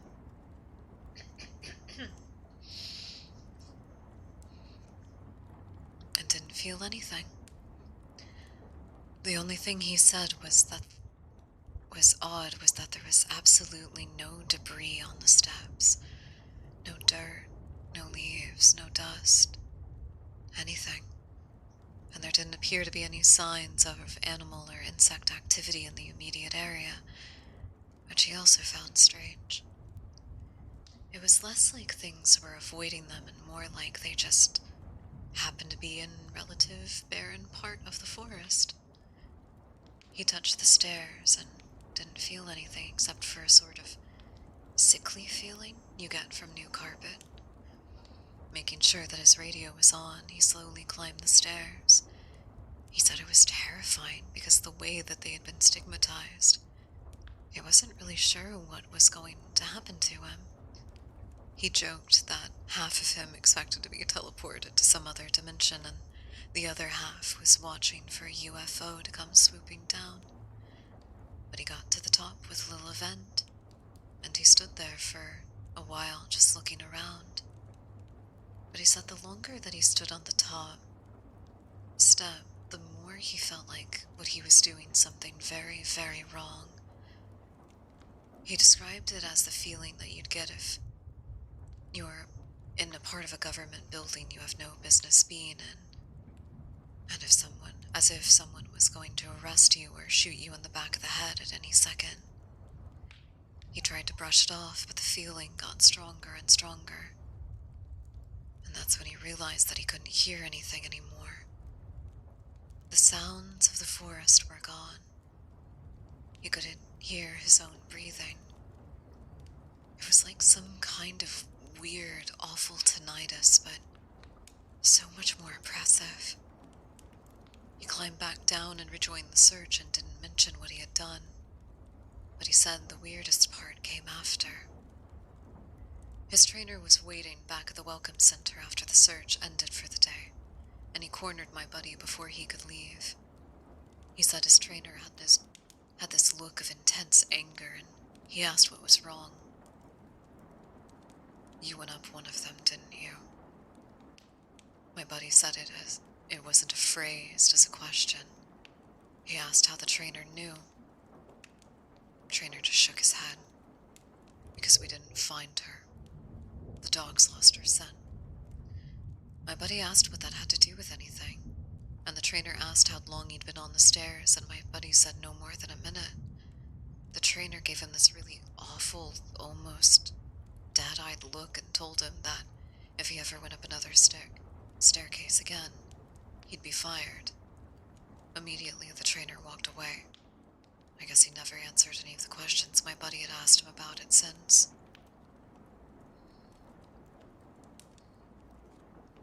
He was a part of a lot of the missing persons cases where there's been no trace of them. I mentioned David Paldy's, and my buddy said he can confirm that those stories are, for the most part, accurate. He said that most of the time, if the person isn't found right away, they're either never found or they're found weeks, months, or years later, in places they can't possibly have gotten to. One story he told me stood out that involved a 5-year-old boy.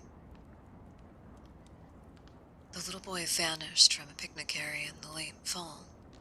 In addition to the mental disability, he was also physically handicapped, and his parents explained over and over that he simply could not have vanished. It was impossible. Someone had to have taken him. My buddy said that they searched for this kid for weeks, going miles out of the range of acceptance. But it was like he had never been there. The dogs couldn't pick up a scent anywhere, not even in the picnic area where he'd apparently vanished from. Suspicion fell on the parents, but it was pretty clear that they were devastated and hadn't done anything sinister to their child. The search was concluded about a month later, and my buddy said everyone had pretty much forgotten it by later in the winter. He was out training up in the snow, on one of the higher peaks, when he came across something. He said he saw it from far away at first, and when he got closer, he realized it was a shirt, frozen and sticking part way out of the powder. He recognized it belonging to the kid because it had a distinctive pattern. About 20 yards away, he found the kid's body, laying partially buried in the snow. My buddy said there was no way that the kid had been dead for more than a few days, even though he'd been missing for almost 3 months. The kid was curled around something, and when my buddy brushed off the snow to see what it was, he said he almost couldn't believe what he was seeing. It was a big chunk of ice that had been carved crudely to look like a sort of person. The kid was holding so tightly that it had frostbitten his chest and hands, which my buddy could tell even with the decay that had taken place. He radioed the rest of the crew and took the body off the mountain. Now he recapped all of this for me, and to put it simply, there was no way that the kid could have both survived for almost 3 months on his own, or have gotten to the peak. There was no physical way this child could have walked almost 50 miles and ended on top of a mountain. To top it off, there was nothing in the kid's stomach. Nothing. Not even water. It was like my buddy said. The kid had been taken off the face of the earth and put in suspended animation, and dropped on this mountain months later, only to die of exposure. He's never really gotten over that one.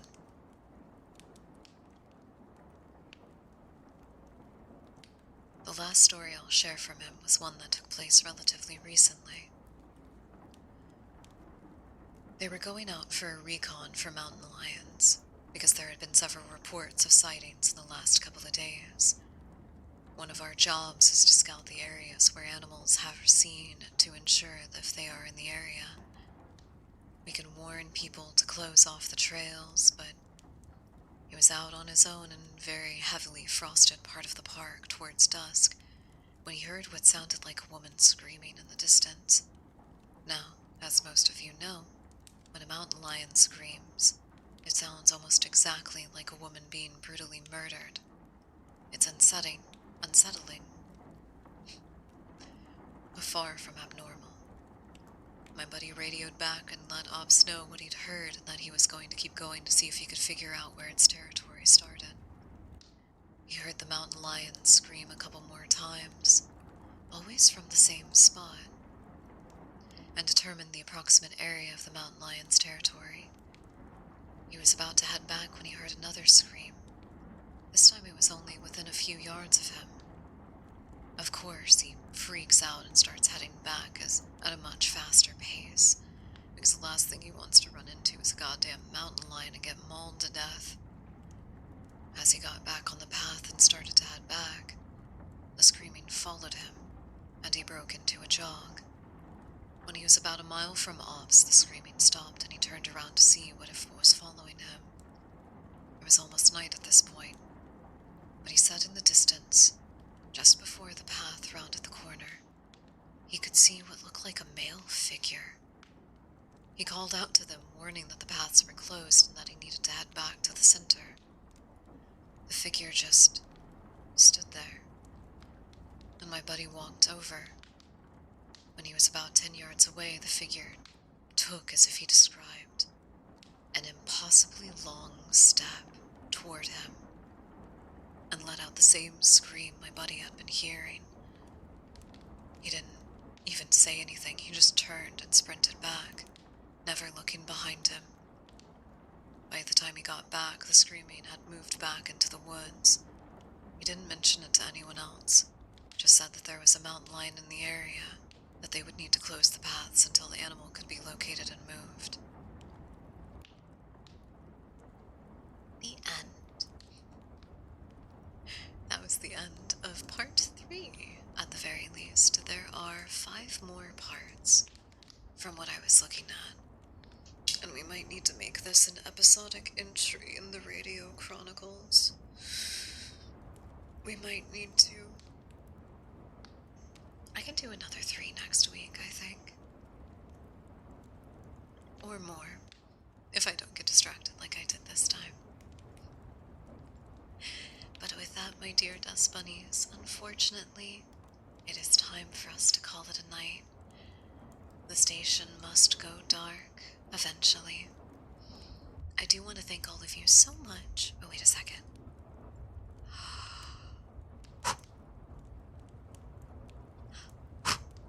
There we go. Kindle didn't blow out the first time. I want to thank you all so much for taking some time out of your day to spend it with us. I do greatly, greatly, greatly appreciate it, and I hope you had a lot of fun reading very scary stories from I'm a Search and Rescue Officer. It's one of my favorites. I do think that it's very good.